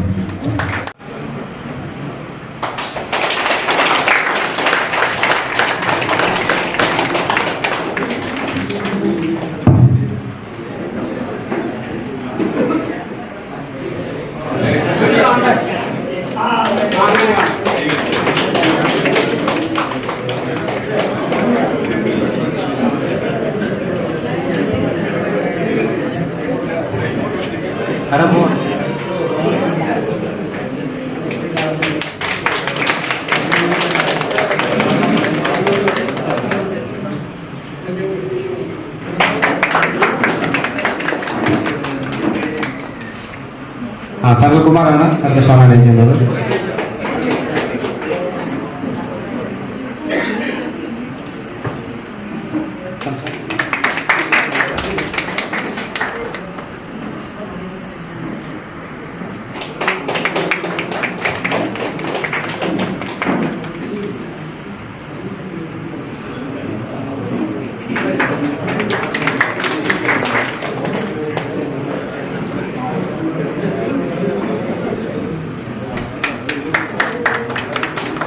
ബഹുമാന വ്യക്തിത്വം ER ജോഷി, അദ്ദേഹത്തിൻ്റെ ഫാമിലി, പ്രിയപ്പെട്ട സഹാക്കളെ, നമ്മുടെ കൂടെ സർവീസിൽ നിന്ന് ER എടുത്ത് പോകുന്ന ഓരോരുത്തരുടെ എണ്ണം ഇങ്ങനെ കൂടിക്കൊണ്ടിരുന്നെങ്കിലും ഓരോരുത്തരും ER എടുത്ത് പോകുമ്പോൾ അവരുടേതായ സന്തോഷങ്ങൾ ഏറ്റവും കൂടുതൽ വന്നിരിക്കുന്നുള്ള വാസ്തവം. ലോക്കൽ റണ്ണി സ്റ്റാഫ് കാറ്റഗറിയിൽ റിട്ടയർ ആകുമ്പോഴാണ് നമുക്ക് കൂടുതൽ മാനസിക സംതൃപ്തിയും കുടുംബത്തോടൊപ്പം ജീവിക്കാനും മറ്റുള്ള കാര്യങ്ങളെ കൂടുതൽ ശ്രദ്ധിക്കാനും ഒക്കെ അവസരം കിട്ടുന്നത്. ആ ഒരു അവസരം തീർച്ചയായിട്ടും ജോഷിക്ക് നേരത്തെ തന്നെ കിട്ടിയിരിക്കുന്നു എന്നുള്ളതാണ് സന്തോഷകരമായ കാര്യം. നമുക്കറിയാം 89 കയറി ഇപ്പോൾ 35 കൊല്ലം സർവീസായി. സാധാരണ സ്ഥിതിക്ക് 35 കൊല്ലമൊന്നും കേന്ദ്ര ഗവൺമെൻറ് സംസ്ഥാന ഗവൺമെൻറ് ജീവനക്കാർക്കൊന്നുമില്ല. സംസ്ഥാന ഗവൺമെൻറ് ജീവനക്കാർക്ക് 30 താഴെ തന്നെയാണ് സർവീസ്. എല്ലാവരും തന്നെ 56 റിട്ടയർ ആകുന്നു. ആ രീതിയിലാണ് സംസ്ഥാന ഗവൺമെൻറ്. ചില കോപ്പറേറ്റീവുകളിൽ മാത്രമുള്ളൂ 58. നമ്മുടെ കേന്ദ്ര ഗവൺമെൻറ് ജീവനക്കാരിൽ അത് 60ആണ്. അത് 62 ആക്കണം എന്ന് പറയുന്ന ആൾക്കാർ വരെയുണ്ട്. പ്രായപരിധി കൂട്ടി സർവീസിൽ നിൽക്കണം എന്ന് പറയുന്നു. പക്ഷെ നമ്മളെ സംബന്ധിച്ച് നമ്മൾ പ്രായപരിധി 58 നിന്ന് 60 ആയപ്പം ALRC മാത്രമാണ് റെപ്രസെൻറ്റേഷൻ അന്ന് റെയിൽവേ ബോർഡിനും കേന്ദ്ര ഗവൺമെൻറ്റിനും കൊടുത്തത്. ഞങ്ങൾക്ക് 55 മതി, 55 തന്നെ റിട്ടയർ ചെയ്യണം എന്ന് അക്കാലത്ത് നമ്മൾ പറഞ്ഞു. ലോക്കൽ റണ്ണി സ്റ്റാഫ് മാത്രമാണ് ആവശ്യപ്പെട്ടത് ഞങ്ങൾക്ക് 55 റിട്ടയർമെൻറ്റ് വേണം എന്ന്. പക്ഷെ അവർ പരിഗണിച്ചില്ല. പക്ഷെ അന്നത്തെ കാലത്ത് നമുക്ക് സേഫ്റ്റി VRS സ്കീം എന്നുള്ള രീതിയിൽ ലോക്കൽ റണ്ണി സ്റ്റാഫിന് അത് കൊണ്ടുവന്നു. നമ്മുടെ കുട്ടികൾക്ക് ജോലി കിട്ടുന്ന രീതി ആ സ്കീം നമുക്കൊരു 10-20 കൊല്ലം കാലം ഉണ്ടായിരുന്നു.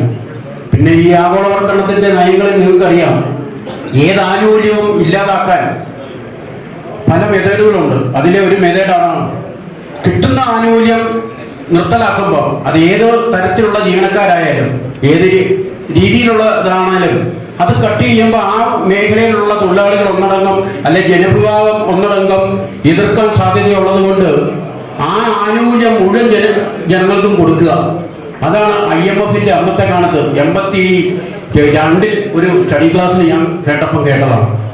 അത് തന്നെ നമുക്കിട്ട് പ്രയോഗിച്ചു. നിങ്ങൾക്ക് കൃത്യമായിട്ട് അറിയത്തില്ലേ, നമുക്കന്ന് VR കൊടുത്ത് നമ്മുടെ കുട്ടികൾക്ക് ജോലി കിട്ടുന്നത്. നമ്മുടെ കൂടെ ലോക്കോപ്പേറ്റുമായിട്ട് പലരും മക്കൾക്ക് ജോലി കിട്ടിയിട്ടുണ്ട്. നമ്മുടെ കൂടെ വർക്കുന്ന ALP-മാരൊക്കെ ഉണ്ട്. ഒരു കുറച്ച് പേരുണ്ട്, 5-8 പേരുണ്ട് നമ്മുടെ ട്രിവാൻഡ്രം ഡിവിഷൻ. അത് വർഷത്തിലൊരു നമ്മുടെ ഇന്ത്യൻ റെയിൽവേ മൊത്തം എടുത്താൽ കൂടിയാൽ വർഷത്തിലൊരു 50 പേര് കൂടുതൽ കൊടുക്കുന്നില്ലായിരുന്നു.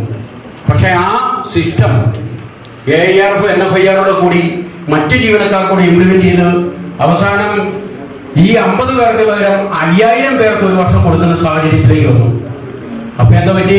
ബാക്കി ജീവനക്കാരോടൊപ്പം തൊഴിലാളികളോടൊപ്പം എല്ലാം കൂടെ വന്ന് സുപ്രീം കോടതിയിൽ പോയി. അവസാനം സുപ്രീം കോടതി തന്നെ പറഞ്ഞു, ഒരു 4-5 കൊല്ലം മുമ്പ് നമുക്കറിയാം, മൊത്തം അത് ക്യാൻസൽ ചെയ്താക്കാൻ പറഞ്ഞു. അത്തരത്തിൽ നമ്മുടെ ആനുകൂല്യം വളരെ പ്രാക്ടിക്കലി വളരെ രീതിയിൽ നമുക്ക് എതിർക്കാൻ പറ്റുന്നില്ലാത്ത രീതിയിൽ ആ ആനുകൂല്യം കളഞ്ഞു എന്നുള്ള വാസ്തവം. അതാണ് സബ്സിഡികളും നമ്മുടെ ഇതെല്ലാം തന്നെ. അത് കുറച്ചുകൂടി രാഷ്ട്രീയപരമായിട്ട് പൊളിറ്റിക്കലായിട്ട് നിങ്ങൾക്ക് അറിയാം. SC/ST സംവരണം അടക്കം സംവരണങ്ങൾ ഇല്ലാതാക്കാൻ ഒരിക്കലും പറ്റില്ല. ആ മേഖലയിലെ ജനങ്ങളുടെ വോട്ട് ആ ഭരിക്കുന്ന പാർട്ടിക്ക് കിട്ടുകയില്ല. പകരം എന്തോ ചെയ്യാൻ പറ്റും? ഈ സംവരണം ബാക്കിയുള്ള ജനങ്ങൾ കൂടെ കൊടുക്കുക. ഇപ്പൊ 50% പോയി 60% വരെ സംവരണം എന്ന് പറയുന്ന രീതി. അപ്പൊ എന്തോ പറ്റും? അവസാനം ഒന്നുമില്ലാതാവുന്ന കണ്ടീഷൻ, ആ കൂടെ ഇതിലൂടെ നഷ്ടപ്പെടുന്ന രീതി. അതാണ് IMFന്റെ പഴയ കാലത്തെ ഒരു സ്റ്റഡി ക്ലാസ്സിൽ ഞാൻ പ്രഭാത പാഠനായി ക്ലാസ് എടുത്തപ്പോൾ, അന്നത്തെ ഞാൻ ഡിപ്ലോമ പഠിച്ചുകൊണ്ടിരിക്കുന്ന കാലത്താണ് പോയി അന്ന് ഞാൻ അറ്റൻഡ് ചെയ്ത് കൊടുക്കുന്നത്. അത് തന്നെ ഇപ്പോൾ നമ്മുടെ തലേ ഞാൻ വർക്ക് ചെയ്ത ഈ ലോക്കൽ റണ്ണി സ്റ്റാഫിന്റെ തലം തന്നെ അത് ഇംപ്ലിമെന്റ് ചെയ്യുന്നു. അതാണ് അതിന്റെ രീതി. ആ രീതിയിലാണ് ഓരോ ആനുകൂല്യങ്ങളും ഇല്ലാതാക്കിക്കൊണ്ടിരിക്കുന്നത്. നമ്മുടെ നൈറ്റ് ഡ്യൂട്ടി അലവൻസ് ഇപ്പൊ ആൾക്കാരൊന്നും ചിന്തിക്കുന്നില്ല. നൈറ്റ് ഡ്യൂട്ടി അലവൻസ് പോയതിനെ പറ്റി സീലിംഗ് വെച്ചു. ആ സീലിംഗിൽ നമുക്ക് LP മെയില് ഗുഡ്സ് പാസഞ്ചർ അടക്കം വളരെയധികം നഷ്ടമുണ്ട്. നമ്മുടെ ഈ പറയുന്ന ഇൻകം ടാക്സ് ആരും പ്രതികരിക്കുന്നില്ല. ഇവിടെ ഇരിക്കുന്ന സർവീസിലുള്ളവരുണ്ട്. ഇൻകം ടാക്സ് നമുക്ക് റിലാക്സേഷൻ കിട്ടുന്നത് TA എന്ന് പറയുന്ന 10000 രൂപയാണ് ഒരു മാസം കിട്ടുന്നത്. പക്ഷെ മറ്റ് അതർ കാറ്റഗറി ഇപ്പം TT-മാരുണ്ട്, ഇതിനകത്ത് TT-മാരില്ല. TT-മാരുണ്ടെങ്കിൽ അവർക്ക് 25 ദിവസത്തെ TA കിട്ടും. ഇപ്പൊ TA വർദ്ധിപ്പിച്ചു, 800 നിന്ന് 1000 ആയി എറണാകുളം മേഖലയൊക്കെ. അപ്പൊ 800 നിന്ന് 1000 ആക്കിയപ്പം നമ്മുടെ TA-ക്ക് 2000 രൂപയുടെ വർധനവ് വന്നപ്പം, അല്ല 200 രൂപയുടെ വർധനവ് നമ്മുടെ മൈലേജിൽ തന്നെ നമുക്ക് 20 ദിവസത്തെ TA കിട്ടേണ്ടത്. 200 ദിവസം 200 രൂപ വെച്ച് ഒരു ദിവസം 20 ദിവസത്തെ TA 4000 രൂപ നമ്മുടെ മൈലേജിനകത്തൂടെ വർദ്ധിച്ചു കിട്ടണം. ആരും പ്രതികരിക്കുന്നില്ല, ആരും ഗ്രൂപ്പിൽ പോലും ഇവിടെ ചർച്ച ചെയ്യുന്നില്ല. അതാണ് അതിന്റെ വ്യത്യാസം. നമ്മുടെ ഈ പറയുന്ന 50% ജാനുവരി തൊട്ട് DA 50%-ത്തിലധികമായി എന്തെല്ലാം ആനുകൂല്യം കിട്ടും. നമ്മുടെ HR ഇപ്പൊ കൂടിയോ? എറണാകുളം സൗത്തിലെ HR കൂടി കിട്ടേണ്ടതാണ്. അത് 30 മാറേണ്ടതാണ്. 8, 16, 24 2 വീതം കൂട്ടി 30 വരണം. 10, 20, 30 എന്നുള്ള രീതിയിലായിട്ടുണ്ട്. പക്ഷെ കിട്ടുന്നില്ല. കൊല്ലത്ത് 10 ആണെങ്കിൽ നമുക്ക് 30 എന്നുള്ള രീതിയിലാണ്. ആ രീതിയിൽ സാമ്പത്തികമായിട്ടുള്ള നമ്മുടെ നഷ്ടങ്ങൾ നമ്മൾ വിലയിരുത്തേണ്ടിയിരിക്കുന്നു. നമ്മുടെ മൈലേജിനെ അല്ല മറ്റേ ഇൻകം ടാക്സ് വളരെയധികമാണ്. ഒരു മാസം നമുക്ക് TA കിട്ടുന്നതിന്റെ നമുക്ക് മൈലേജ് കിട്ടുന്നത് നിങ്ങൾ കണക്കൂട്ടിക്കും. നിങ്ങൾക്ക് 10 രൂപ ഈ ആദ്യം ഏതാണ്ട് 89 വന്നു. 10 കൊല്ലം പാലക്കാട് ഡിവിഷൻ വർക്ക് ചെയ്തു. 99 ആയപ്പോൾ എറണാകുളത്ത് വന്നു. ട്രിവാൻഡ്രം ഡിവിഷൻ വന്നു. വീണ്ടും ഒരു 10 കൊല്ലം അവിടെ ഗുഡ്സ് LP ആയിരിക്കുമ്പോൾ പോകുന്ന വീണ്ടും ഇവിടെ ALP സെൻട്രും എല്ലാം ആയിട്ട് 10 കൊല്ലം കഴിഞ്ഞു. പിന്നെ 99 കഴിഞ്ഞ് 2009 സെൻട്രായിട്ട് വരുന്നത്. അപ്പൊ ആ രീതിയിൽ ഓരോ ഗ്രേഡിലും വന്ന ഇത് 35 കൊല്ലം സർവീസും പൂർത്തീകരിച്ചു. PR കൊടുത്തു, സ്വയം പിരിഞ്ഞു പോകുന്നു.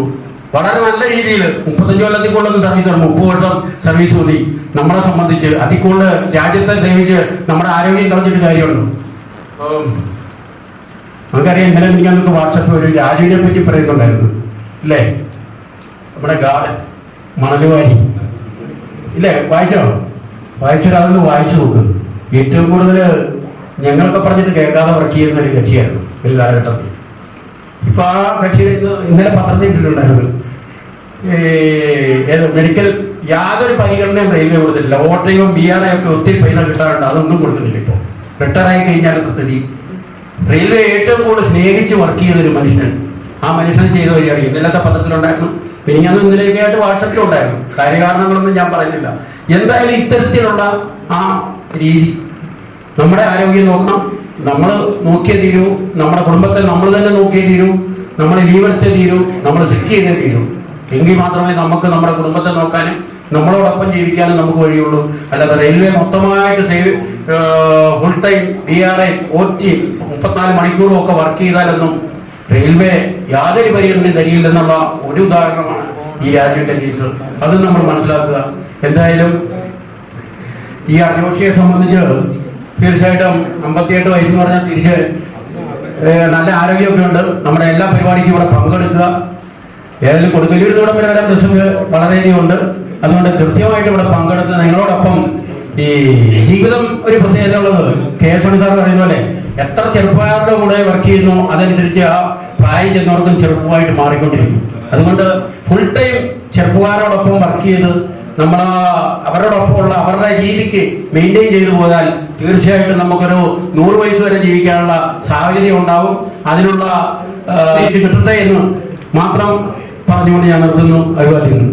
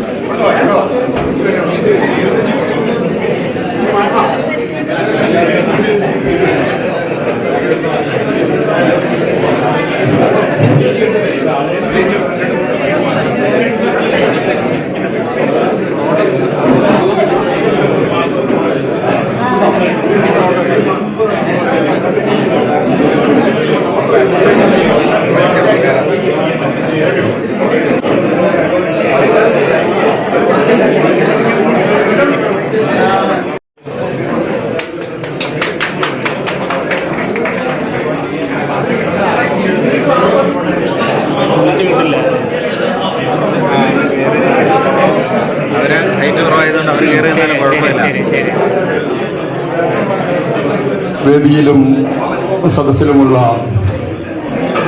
LRCയുടെ സമ്പന്നരായിട്ടുള്ള നേതാക്കളെ, നമ്മളുടെ ഇന്നത്തെ മുഖ്യ അതിഥി സഖാവ് ശ്രീമാൻ ജോഷി, അതുപോലെ അദ്ദേഹത്തിൻ്റെ സഹധർമ്മിണി, കുടുംബാംഗങ്ങളെ, സഹപ്രവർത്തകരെ, സുഹൃത്തുക്കളെ, സ്വാഗത പ്രസംഗൻ പറഞ്ഞതുപോലെ അക്ഷരാർത്ഥത്തിൽ ഐതിഹാസികമായിട്ടുള്ള ഒരു സമരം നടത്തിയതിന് ശേഷമുള്ള ആദ്യമായിട്ടുള്ള ഒരു യാത്രയയപ്പ് പരിപാടിയാണ് ഇവിടെ നടക്കുന്നത്. ഈ ആശംസാ പ്രസംഗങ്ങളിലൊക്കെ തന്നെ ആളുകൾ പറഞ്ഞതുപോലെ സൗമ്യനായ ശാന്തശീലനായിട്ടുള്ള ഒരു ജോഷിയെ മാത്രമേ നിങ്ങൾ കണ്ടിട്ടുള്ളൂ എന്നാണ് ഞാൻ മനസ്സിലാക്കുന്നത്. 1959 പാലക്കാട് ഡിവിഷനിൽ ഞങ്ങൾ ജോയിൻ ചെയ്തിട്ട് അന്നത്തെ സീനിയർ DME അദ്ദേഹത്തിൻ്റെ വിശാലമായ റൂമിൽ ഞങ്ങളെ വിളിച്ചിരുത്തിക്കൊണ്ട്, boys, we are going to introduce AC traction in our division, so you have to go to Madras for AC traction training. Your lean and seniority will be maintained at Palakkad division. Food and accommodation facilities are available there. Go and enjoy your training. ഈ വാക്കുകൾ കേട്ടുകൊണ്ട് number 20 Madras മെയിലില് ഞങ്ങൾ 89 ബാച്ചുകാർ ആവടിയിലെത്തുകയാണ്. അണ്ണനൂർ railway station ഇറങ്ങുമ്പോൾ ഇന്ന് കാണുന്ന അണ്ണനൂർ railway station അല്ല അന്ന്. IMU shed മാത്രം, ബാക്കിയുള്ള സ്ഥലങ്ങളെല്ലാം കാട് പിടിച്ച് ഒരു ചായ കിട്ടണമെങ്കിൽ അമ്പത്തൂരിലോ ആവടിയിലേക്കോ ട്രെയിൻ കയറി പോകേണ്ട ആ അവസ്ഥയുള്ള സ്ഥലത്താണ് ഞങ്ങൾ ട്രെയിനിങ്ങിന് ചെല്ലുന്നത്. അവിടെ ചെല്ലുമ്പോൾ ഇന്ന് കാണുന്ന ട്രെയിനിങ് സ്കൂളല്ല, ഒരു പ്രിൻസിപ്പാളിന്റെ റൂം, ഒരു സ്റ്റാഫ് റൂം, 2 ക്ലാസ് റൂം, ഒരു ടോയ്ലറ്റ്, അത്രയും ഉണ്ടായിരുന്നുള്ളൂ അന്നത്തെ ട്രെയിനിങ് സ്കൂൾ. പിന്നെ ഒരു ഹാള്, അതിന് വാതിലുകളില്ല, ജനലുകളില്ല, ഫാനുകളില്ല, ലൈറ്റ് മാത്രമുള്ളൊരു ഹാള്. ഇന്ന് ഹോസ്റ്റൽ നിൽക്കുന്ന ഭാഗം ഒരു ചുടുകാടായിരുന്നു, അത് നാട് പിടിച്ച് കിടക്കുകയാണ്. അവിടെ ഹോസ്റ്റലിനുള്ള ഒരു ബോർഡ് സ്ഥാപിച്ചിട്ടുണ്ടായിരുന്നു ആ കാട്ടിനുള്ളിൽ. ഞങ്ങൾ ഇത്രയും വലിയൊരു ബാച്ചിനെ കണ്ടു കഴിഞ്ഞപ്പോൾ അക്ഷരാർത്ഥത്തിൽ അവർ ഞെട്ടിപ്പോയി. അതിനു മുമ്പ് EMU ട്രെയിനിങ്ങിനുള്ള 10ഓ 12ഓ ബാച്ചിനെയൊക്കെ ട്രെയിനിങ് കൊടുത്ത് പരിചയമുള്ള ഒരു ഇൻസ്റ്റിറ്റ്യൂഷനായിരുന്നു അവിടെ. ഞങ്ങൾ ആദ്യമായി പറഞ്ഞത് ഇവിടെ അക്കോമഡേഷൻ ഇല്ല. രണ്ടാമത് പറഞ്ഞത് അക്കോമഡേഷൻ നിങ്ങളായിട്ട് തന്നെ കണ്ടുപിടിക്കണം. മൂന്നാമത് പറഞ്ഞത് നിങ്ങൾക്ക് അക്കോമഡേഷൻ കിട്ടാൻ സാധ്യതയുമില്ല. ഈ അവസ്ഥയിൽ ഞങ്ങളുടെ ആദ്യത്തെ ഒരാഴ്ച സ്കൂളിൽ തന്നെ ഈ പറഞ്ഞ ഫാനും വാതിലും ജനലുകളും ഒന്നും ഇല്ലാത്ത ആ ഹാളിലായിരുന്നു ഞങ്ങൾ താമസിച്ചത്. ഒരുപാട് ആളുകൾ അക്കോമഡേഷന് വേണ്ടി ശ്രമിക്കുകയും അന്വേഷിക്കുകയൊക്കെ ചെയ്തതും കൂടി അക്കോമഡേഷൻ ശരിയാകാത്തത് കൊണ്ട് ഒരു ദിവസം വൈകിട്ട് ക്ലാസ്സിൽ വന്ന് പറഞ്ഞു, നിങ്ങൾക്ക് ഒരു ടെമ്പററി അക്കോമഡേഷൻ അറേഞ്ച് ചെയ്തിട്ടുണ്ട്.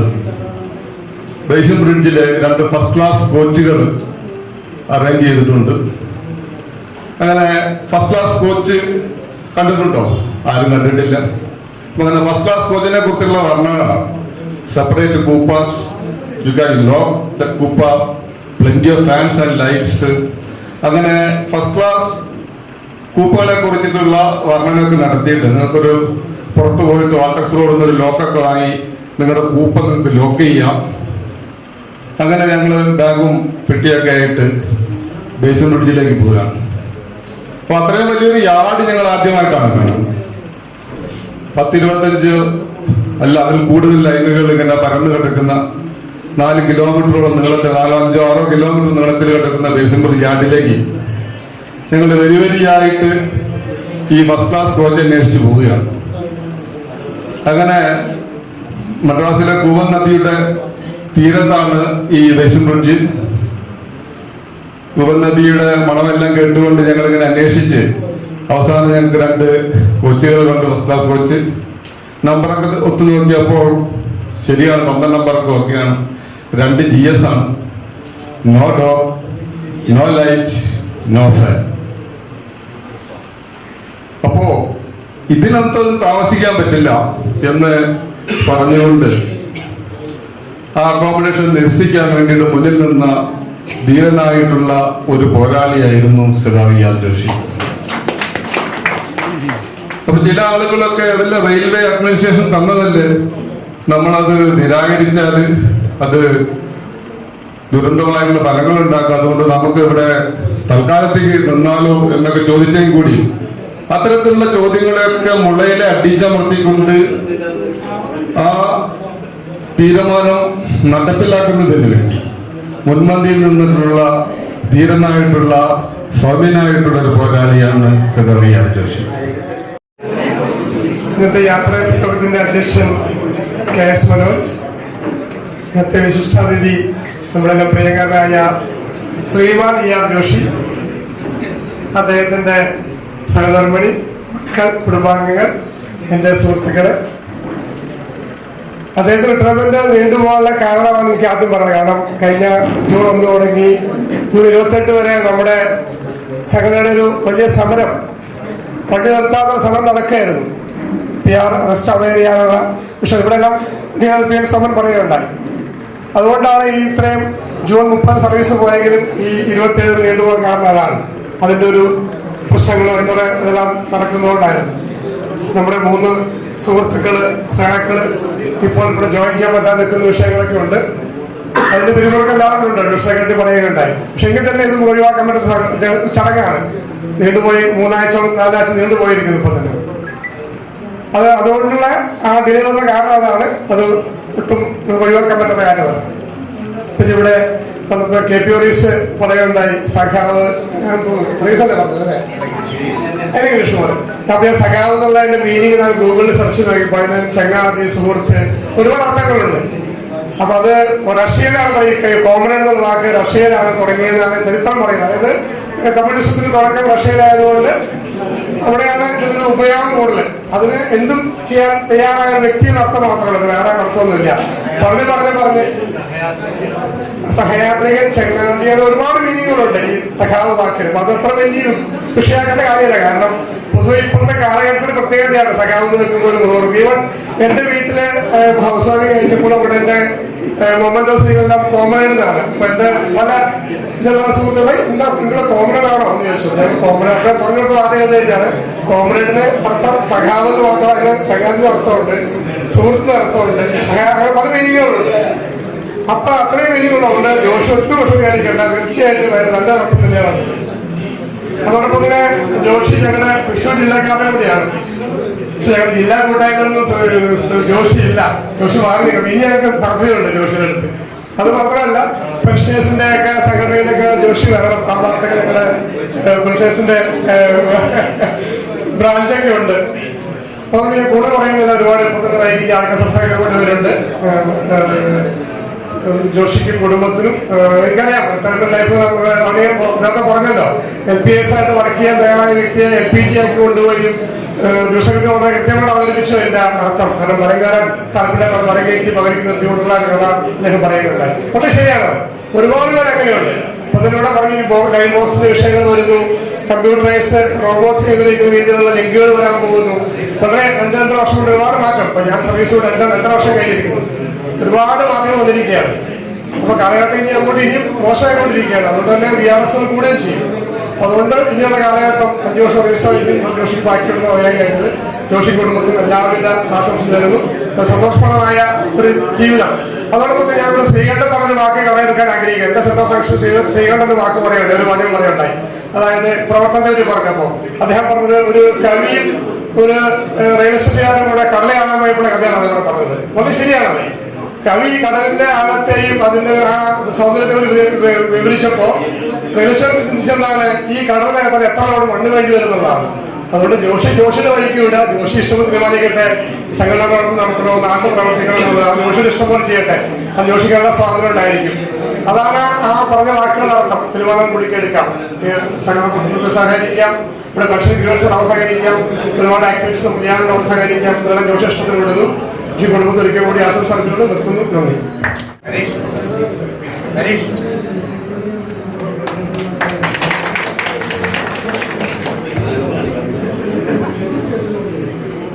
മുതിർന്ന നേതാക്കളെ, മണി സാർ, ടോണി സാർ, അതുപോലെ പ്രിയപ്പെട്ട ബഹുമാനപ്പെട്ട നമ്മുടെ മുതിർന്ന നേതാക്കൾ, നമ്മുടെ സുഹൃത്തുക്കൾ, കുടുംബാംഗങ്ങൾ, ശ്രീമാൻ ജോഷി, അദ്ദേഹത്തിൻ്റെ കുടുംബം, അദ്ദേഹത്തിൻ്റെ സുഹൃത്തുക്കൾ എല്ലാവരും എൻ്റെ കൂട്ടുകാർ.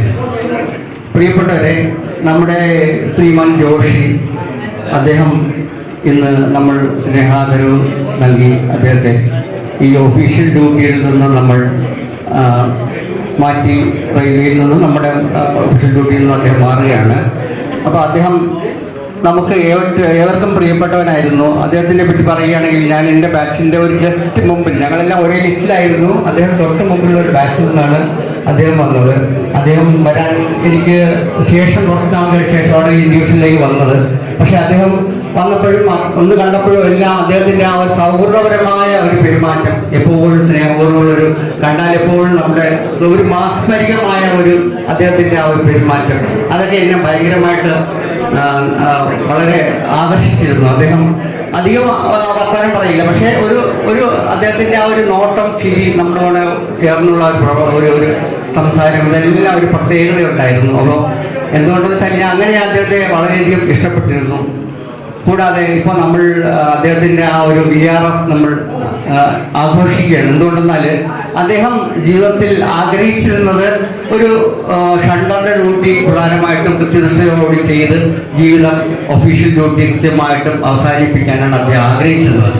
എന്നാൽ ചില നിർബന്ധ ബുദ്ധിയായ അധികാരി വർഗം അദ്ദേഹത്തെ നിർബന്ധപൂർവ്വം അദ്ദേഹം ഗുഡ്സ് ഡ്രൈവർ ആയാലേ പറ്റുള്ളൂ എന്നുള്ള രീതിക്ക് അദ്ദേഹത്തെ ഗുഡ്സ് ഡ്രൈവർ ആക്കുകയും, അതായത് നീ മാട് പോലെ, തമിഴ്നാട്ടിലൊക്കെ നമ്മൾ കാണുന്നത് മാടുകൾ പോലെ അലഞ്ഞു നടക്കുന്ന മാടുകൾ, അതായത് ആ രീതിയിൽ, അതായത് നമ്മളിപ്പോൾ ചെറുപ്പത്തിലെ ഒരു ALP ആയിട്ട് കയറി അല്ലെങ്കിൽ ബിസിനസിൻ്റെ ആയിട്ട് കയറി നമ്മൾ എന്ത് ചെയ്യുന്നു, ഒരു ഗുഡ്സ് ഡ്രൈവർ ആകുന്നു, ഷട്ടർ ആകുന്നു, ഗുഡ്സ് ഡ്രൈവർ ആകുന്നു, ലോക്കോ പൈലറ്റ് ആകുന്നു, പാസഞ്ചർ ആകുന്നു, എക്സ്പ്രസ് ആകുന്നു.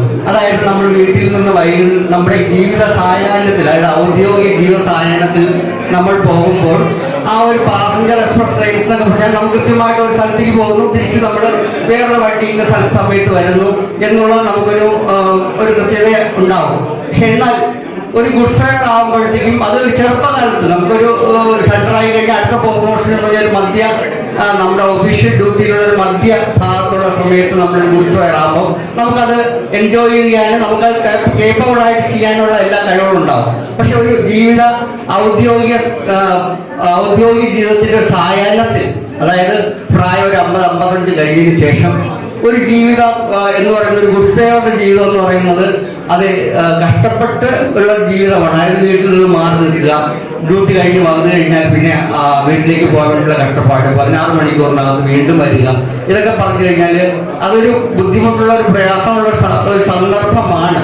ആ സമയത്ത് നീ അങ്ങനെ പോയേ പറ്റൂ എന്ന് പറഞ്ഞുകൊണ്ട് ഈ അധികാരി വർഗം അദ്ദേഹത്തെ തള്ളിവിടുകയും അത് ഒട്ടും ഇഷ്ടമില്ലാതെ അതിലേക്ക് പോകേണ്ടി വരുന്ന ഒരു അവസ്ഥ ഉണ്ടാവുകയും ചെയ്യുന്ന ഒരു സാഹചര്യം അദ്ദേഹത്തിനുണ്ടായി. അതൊരു കഷ്ടപ്പാടാണ്. കൂടാതെ 16-14 മണിക്കൂർ കഴിഞ്ഞിട്ട് ഡ്യൂട്ടി കഴിഞ്ഞിട്ട് തിരിച്ചു വരിക, ആ ഒരു സാഹചര്യമൊക്കെ ആ സമയത്ത് ഉണ്ടാവും. അപ്പോൾ പറയുന്നതാണ്, നിങ്ങൾ 10 മണിക്കൂറിൽ നിങ്ങൾ റെസ്ട്രെയിൻ ചെയ്യുമോ? അങ്ങനെ ചെയ്തു പോകുമ്പോൾ എന്ത് സംഭവിക്കും? അദ്ദേഹത്തിന് കിട്ടാനുള്ള ബെനിഫിറ്റുകൾ, പെൻഷനിൽ കിട്ടാനുള്ള ബെനിഫിറ്റുകളെല്ലാം ഇല്ലാതാക്കിക്കൊണ്ട് വേണമെങ്കിൽ ഒരു പണിഷ്മെന്റ് കൊടുക്കാം. അപ്പൊ അതിൽ നിന്ന് ലാഭം കാണുന്ന അധികാരി വർഗമാണ് ഇവിടെ ഉള്ളത്. അപ്പൊ ആ ഒരു സാഹചര്യത്തിൽ അദ്ദേഹത്തെ ആ ഒരു ഇതിലേക്ക് തള്ളിവിട്ടു. എന്നാൽ അതിൽ നിന്ന് മോചിതനായി അദ്ദേഹം ഇപ്പോൾ വളരെ സന്തോഷത്തോടുകൂടി ഈ ജീവിതം മുന്നോട്ട് കൊണ്ടുപോകാനും ദീർഘായുസായിരിക്കാനും എല്ലാത്തരം സൗഭാഗ്യങ്ങൾ അദ്ദേഹത്തിന് ഉണ്ടാകാനുള്ള എല്ലാ ലഭിക്കട്ടെ എന്ന് പ്രാർത്ഥിച്ചോളൂ. പിന്നെ അവരുടെ വിധവകളുടെയൊക്കെ കൂടെ എല്ലാവരുടെയും ഒരു എന്ത് ഗ്രീവിയൻസ്, അതായത് അവർക്ക് എന്ത് കംപ്ലൈൻറ്റുകൾക്കോ അവർക്ക് കിട്ടാത്ത ഏത് കാര്യങ്ങൾക്കും നമ്മളുടെ അതിനുള്ളൊരു പരിഹാരം നമ്മളുടെ ഉണ്ടാക്കി കൊടുത്തുകൊണ്ടാണ് നമ്മളിവിടെ പ്രവർത്തിക്കുന്നത്. യാതൊരു പ്രതിഫലേച്ഛയും കൂടാതെ ഒരു സേവന മനോഭാവത്തോടെ നമ്മളോട് ചെയ്തുകൊണ്ടിരിക്കുന്ന ഒരു കാര്യമാണ്. അതിലേക്ക് ആ ഒരു സേവനത്തിന്റെ ഒരു വോളണ്ടിയർ ആവാൻ വേണ്ടിയിട്ട് കൂടി അദ്ദേഹം നമ്മുടെ കൂട്ടത്തിൽ ഈ പെൻഷൻ സെല്ലിലേക്ക് വന്ന് പ്രവർത്തിക്കണമെന്നുള്ള ഒരു അഭ്യർത്ഥന കൂടിയുണ്ട്. കൂടാതെ അദ്ദേഹത്തിന്റെ നാട്ടിലുള്ള റെയിൽവേ എംപ്ലോയീസ്, നമ്മുടെ റെയിൽവേ ലോക്കോ പൈലറ്റ് അല്ലാതെ ഉള്ള എംപ്ലോയീസിന്റെ എന്തെങ്കിലുമൊക്കെ നമ്പറുകളും കാര്യങ്ങളൊക്കെ അവരുടെ എന്തെങ്കിലും ഗ്രീവൻസ് ഉണ്ടെങ്കിൽ അതും കൂടി ഇവിടെ പ്രസന്റ് ചെയ്തിട്ട് അവരെയും കൂടെ കൂട്ടിക്കൊണ്ടുവന്ന് നമ്മുടെ എല്ലാ കാര്യങ്ങളും ഇവിടെ വെച്ച് നടപ്പിലാക്കി കൊടുക്കാനും കൂടിയുള്ള ഒരു ചുമതലയും അദ്ദേഹത്തിനുണ്ട്. അപ്പൊ അതിനു വേണ്ടിയിട്ട് അദ്ദേഹം പൂർണ്ണമായിട്ടും നമ്മുടെ പെൻഷൻ സെല്ലിലേക്കും പിന്നെ യൂണിയൻ ആക്ടിവിറ്റീസിലേക്ക് കൃത്യമായിട്ടും വന്നുകൊള്ളണമെന്ന് അഭ്യർത്ഥിച്ചുകൊണ്ട് നിർത്തുന്നു. Thank you.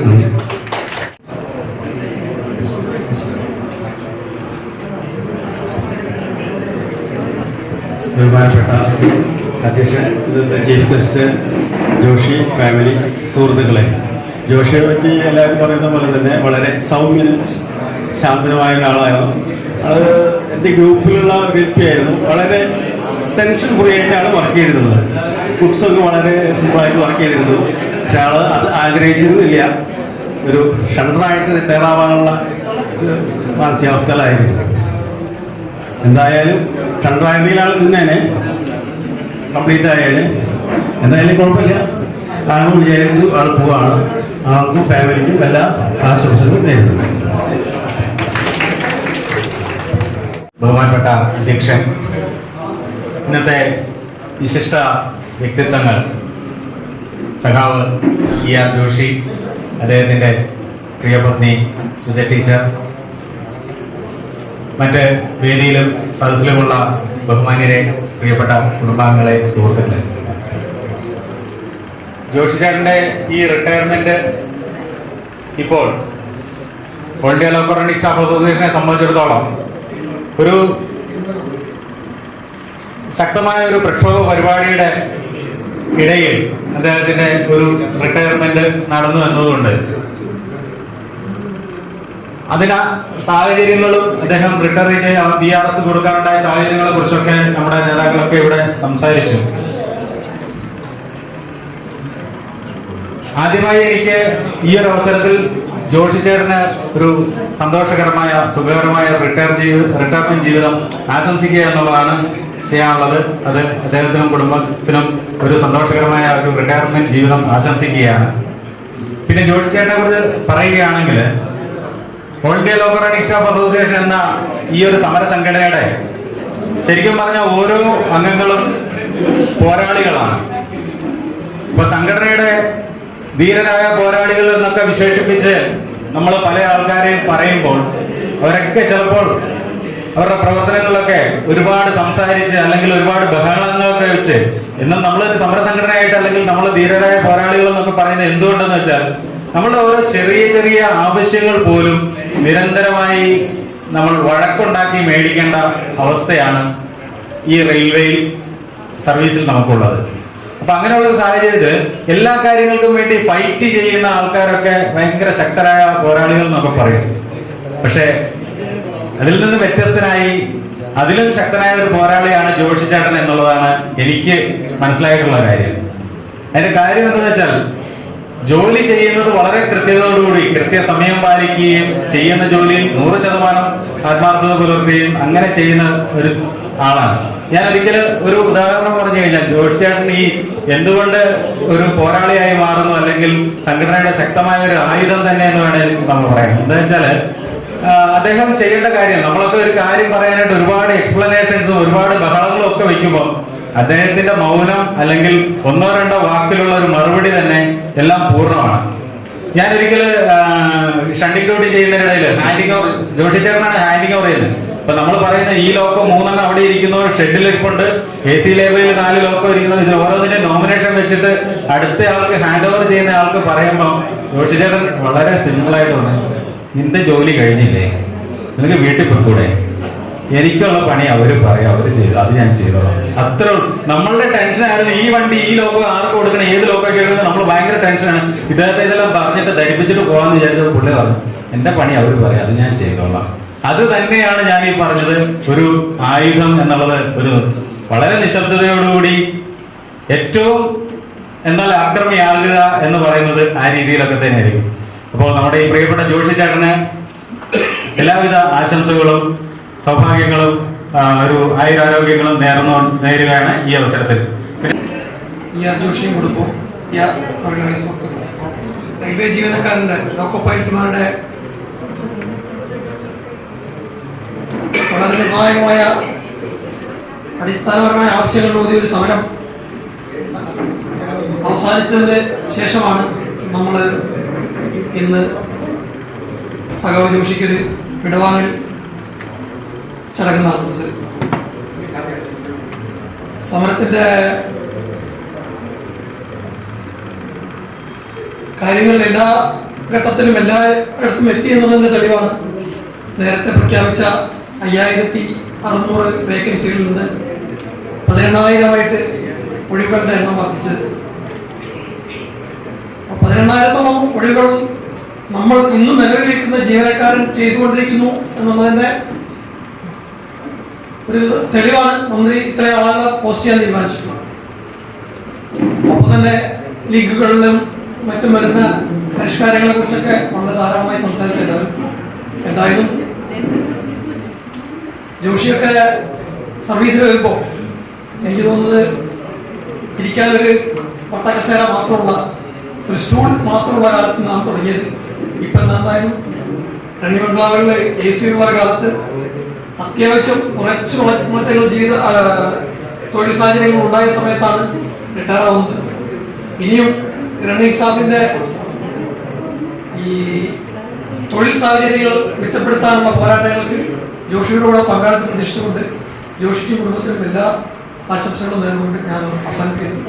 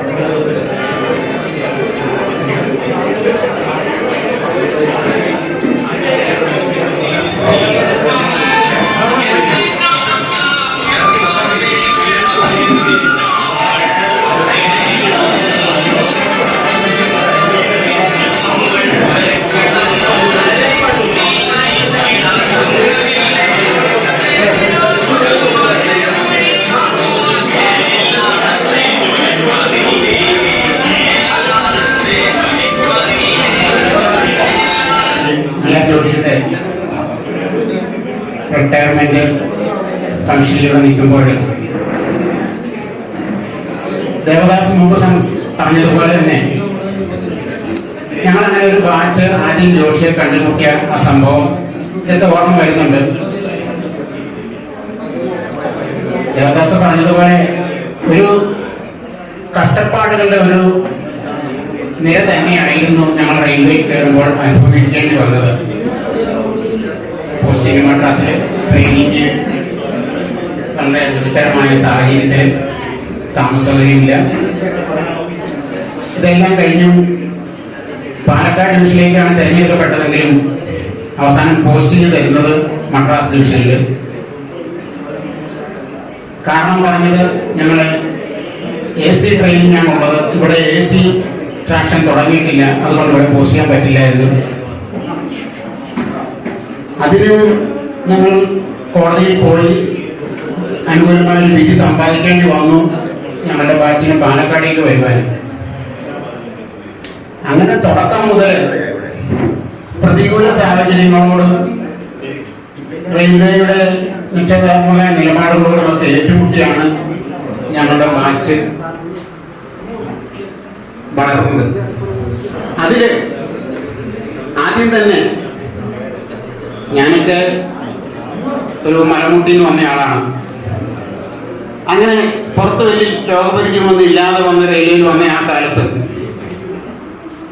എന്ത് കാര്യങ്ങളും അതൊക്കെ എന്ത് എന്ന രീതിയിൽ ഡീൽ ചെയ്ത ആളാണ് ജോഷി. അതുപോലെ ഞങ്ങളുടെ ബാച്ചിന് ഒരു ഗുണം കുട്ടി പാലക്കാട് ഡിവിഷനിലെ ഫസ്റ്റ് AC ബാച്ച് എന്നതിൻ്റെ പേരിൽ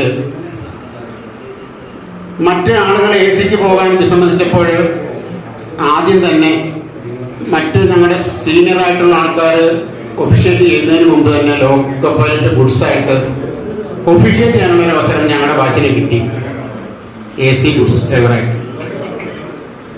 ആ സമയത്ത് നമുക്ക് ഈ ഒഫീഷ്യേറ്റിംഗ് അലവൻസ് കിട്ടാൻ വേണ്ടിയിട്ട് മാസത്തിൽ ഒരു ദിവസം കോ ഡ്രൈവറായിട്ട് വർക്ക് ചെയ്യണം. അപ്പം അതുകൊണ്ട് തന്നെ ഞങ്ങളുടെ ബാച്ചിലെല്ലാവരും ബാച്ചിലുള്ള മറ്റുള്ളവരുടെ എല്ലാവരുടെയും കൂടെ കോ ഡ്രൈവറായിട്ട് വർക്ക് ചെയ്തിട്ടുണ്ട്, ഒരു അസിസ്റ്റന്റ് ട്രിപ്പ് വർക്കിങ്ങിന്റെ കണക്ക് കാണിക്കാൻ വേണ്ടി.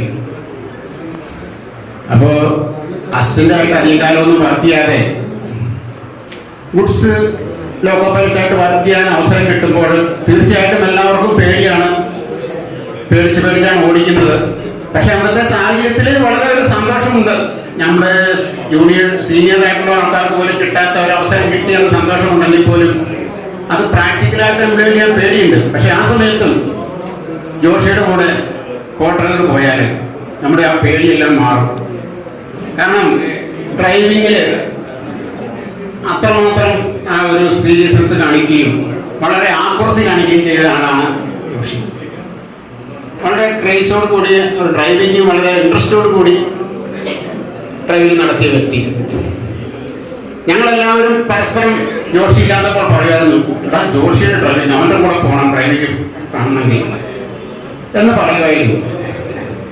അങ്ങനെ അത്ര ആത്മാർത്ഥതയോടുകൂടി അത്ര ആക്രോശിയോടുകൂടി ഒക്കെ ഡ്രൈവിംഗ് നടത്തിയിരുന്ന ജോഷി ഇപ്പോൾ ആ ഡ്രൈവിംഗ് ജോലി ചെയ്യാൻ റെയിൽവേ നിർബന്ധിച്ചപ്പോൾ, അല്ലെ ആ പണി റെയിൽവേ ഏൽപ്പിച്ചപ്പോൾ അത് എനിക്ക് വേണ്ട എന്ന് പറയുന്നൊരു സാഹചര്യം ഉണ്ടായെങ്കിൽ അത് ഈ ലോക്കോ പൈലറ്റിന്റെ ആ ജോലിയുടെ കഷ്ടപ്പാടും ജോലിയുടെ ദുരിതങ്ങളും ലോക്കോ പൈലറ്റിനോട് റെയിൽവേ ഭരണകൂടം കാണിക്കുന്ന ആ നിലപാടുകളോടും ഇവരുടെയൊക്കെ ഫലമാണ്.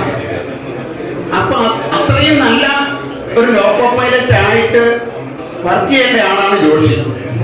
ആ ജോഷിയുടെ സേവനം റെയിൽവേക്ക് നഷ്ടപ്പെടുത്തുകയാണ് റെയിൽവേ അധികാരികൾ അവരുടെ നയങ്ങളിലൂടെ നിലപാടുകളിലൂടെ ചെയ്തത്.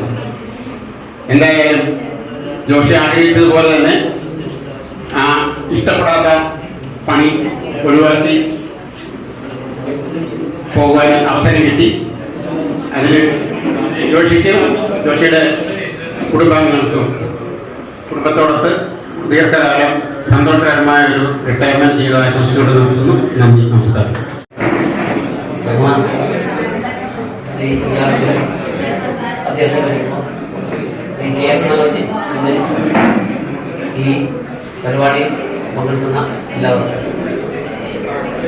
വളരെ 5 വർഷം മതിയെ വേണ്ടാന്ന് വെച്ച് അദ്ദേഹം സർവീസിൽ സ്വയം നിയമിച്ചു പോയത്.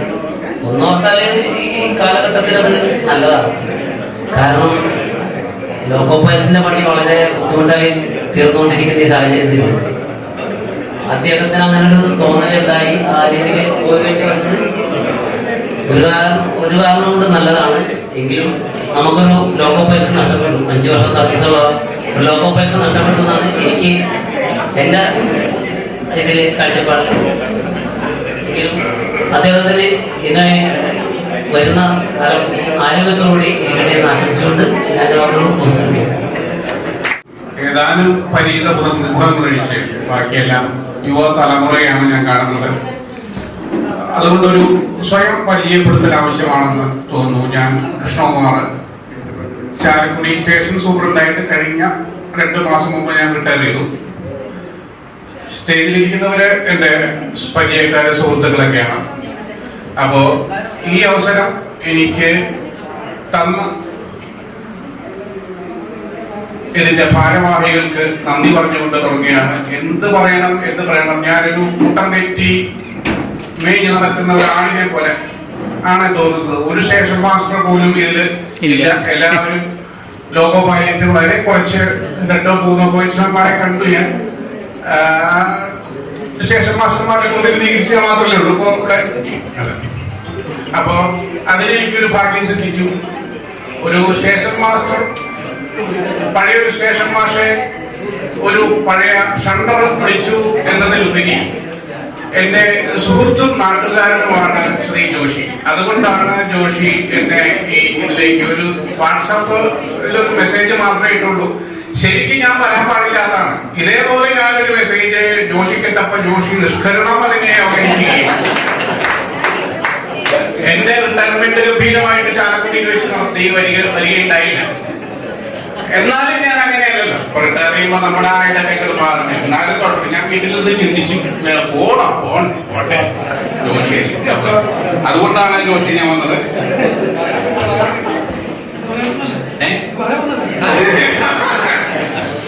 പിന്നെ ഈ ജോഷിയോടുള്ള സ്നേഹം എന്ന് പറഞ്ഞു കഴിഞ്ഞാല് എനിക്ക് ഈ കൊടുങ്ങല്ലൂർക്കാരെ കാണുമ്പോൾ വലിയ ഇഷ്ടമാണ്. ബാക്കിയുള്ള ആയിട്ടുള്ളത് അപ്പൊ കൊടുങ്ങല്ലൂർക്കാര് ലോക്കോ പൈലറ്റുമാരെ കുറച്ചുപേരേ ഉള്ളൂ. ഒരു കാതർ, ജോഷി, അനില്, ഇവരൊക്കെയാണ് ലോക്കോ പൈലറ്റ് വരട്ടെ. അപ്പൊ അതുകൊണ്ട് അവരെ കാണുമ്പോൾ ഒരു റെയിൽവേ ബന്ധമല്ല, നാട്ടുകാരുമായിട്ടുള്ള ആ ബന്ധമാണ് എനിക്ക് അനുഭവപ്പെടുന്നത്. ഇനി ജോഷിയെ കുറിച്ച് പറയുകയാണെങ്കിൽ ഒരു 10-14 കൊല്ലം ഞാൻ എറണാകുളം പ്ലാറ്റ്ഫോമില് ഡെപ്യൂട്ടി SS ആയിട്ട് വർക്ക് ചെയ്തു. ആ സമയത്തൊക്കെ മിക്കവാറും എന്റെ ലിങ്കില് ജോഷിയാണ് ഉണ്ടാവുക. അപ്പോ ജോഷിയോടുള്ള ആ സമയത്ത് പല ക്രിട്ടിക്കൽ സിറ്റുവേഷൻസ് നമുക്ക് വരും. ലോക്കോ ഒന്ന് മാറ്റി വെക്കേണ്ടി വരും, അല്ലെങ്കിൽ പറഞ്ഞ ജോലികളിൽ നിന്ന് വ്യത്യസ്തമായ പല ജോലികളും നമുക്ക് ചെയ്യേണ്ടതായിട്ട് വരും. സ്റ്റേഷൻ മാസ്റ്റർക്ക് പോയി ലോക്കോ പൊക്കിയെടുത്ത് വെക്കാൻ പറ്റില്ലല്ലോ. ജോഷിയാണ് നമ്മുടെ കൂടെ ലിങ്കിലുള്ളതെങ്കിൽ നമ്മൾ ആദ്യം തന്നെ ക്രൂ ബുക്കിങ്ങിൽ വിളിച്ച് ചോദിക്കും നമ്മുടെ കൂടെ ആരാണ് ഈവനിങ് ഡ്യൂട്ടി, മോർണിംഗ് ഡ്യൂട്ടി, അങ്ങനെ ചില വ്യക്തികളുടെ പേര് നേരത്തെ ഇത് പറഞ്ഞു കേൾക്കുമ്പോൾ നമ്മുടെ സഖാവ് പറഞ്ഞ പോലെ ആരാണ് നമ്മുടെ കൂടെ ഉള്ളത് എന്ന് നോക്കുമ്പോ ഒരു സമാധാനം എന്ന് പറയുന്നത് പോലെ ജോഷിയാണ് നമ്മുടെ കൂടെയുള്ള സൺഡേ ഡ്യൂട്ടി എന്ന് പറയുമ്പോൾ നമുക്ക് ഒരു ആശ്വാസമാണ്. എന്ന് പറഞ്ഞാൽ ജോഷി പണികളൊന്നും, അതായത് നിയമം വിട്ടുള്ള ഒരു കളിക്കും ജോഷി തയ്യാറായിട്ടില്ല. എന്നിരുന്നാൽ പോലും പല സന്ദർഭങ്ങളിലും എന്നെ ജോലിയിൽ രക്ഷിച്ചത് ജോഷിയാണെന്ന് ഈ സമയത്ത് പറയാൻ ഞാൻ താല്പര്യപ്പെടുകയാണ്. അദ്ദേഹം അത് പറഞ്ഞിട്ടുണ്ട്, ഇത് നാട്ടുകാരനായതുകൊണ്ടുള്ള സ്നേഹമാണ്, നിയമം വഴി അല്ല കേട്ടോ എന്ന് ജോഷി ചെവിയിൽ വന്ന് പറയാറുണ്ട്. അപ്പൊ അതാണല്ലോ വേണ്ടത്. നിയമം വഴി ചെയ്യേണ്ട ആവശ്യമില്ല, ബാക്കിയുള്ളവരോട് പറഞ്ഞ് എഴുന്നള്ളിക്കാൻ നിൽക്കണ്ട എന്ന് ജോഷി പറയാറുണ്ട്. ഏത് ജോഷി ചെയ്തല്ലോ എന്താ പിന്നെ നിനക്ക് ചെയ്തൂടെ എന്ന് പറഞ്ഞ് അത് പറയാൻ നിൽക്കണ്ട. അപ്പൊ ഞാനും ആ അതിർവരമ്പുകൾ കടന്നിട്ടില്ല. എന്നിരുന്നാൽ പോലും ജോഷി നല്ല സുഹൃത്തായിരുന്നു, നാട്ടുകാരനായിരുന്നു.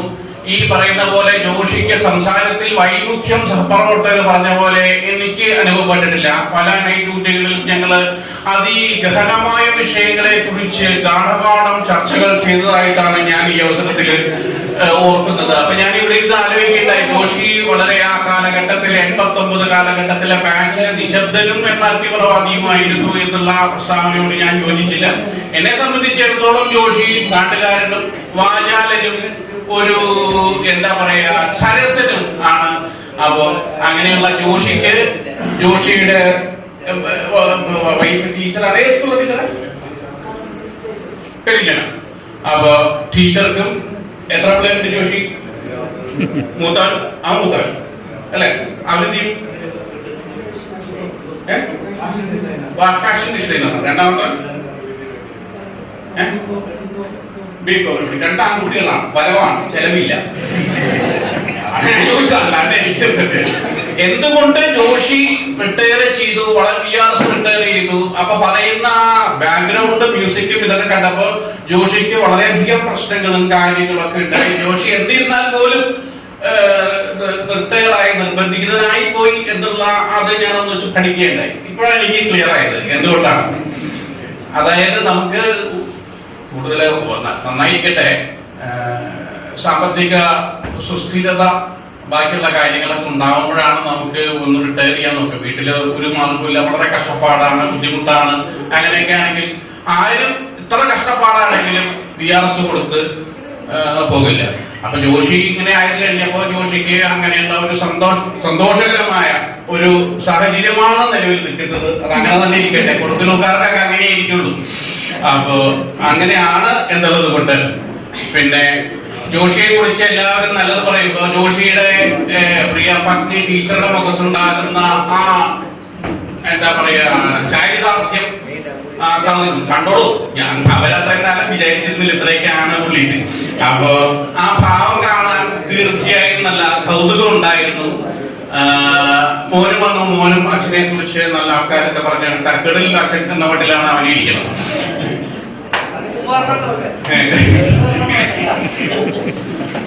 അപ്പൊ എല്ലാവർക്കും രണ്ടുപേർക്കും നല്ല സ്വൈര്യം ചെയ്തു. ടീച്ചർക്ക് എത്ര പേരുണ്ട്?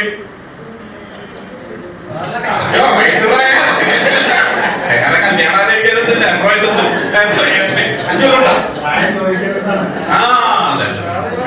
അപ്പൊ കാര്യം.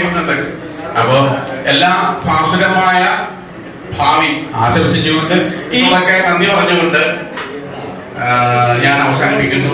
ഭക്ഷണം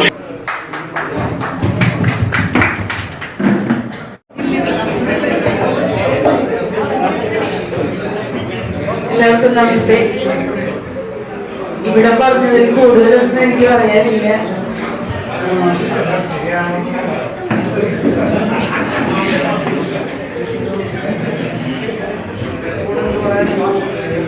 ഈ വൈകിയ വേളയിൽ ഈ ALRC നൽകിയ അല്ലെങ്കിൽ എല്ലാ കുടുംബാംഗങ്ങളും നൽകിയ സ്നേഹോഷ്മളമായ യാത്രയപ്പിന് ഒരുപാട് നന്ദി. നമസ്തേ.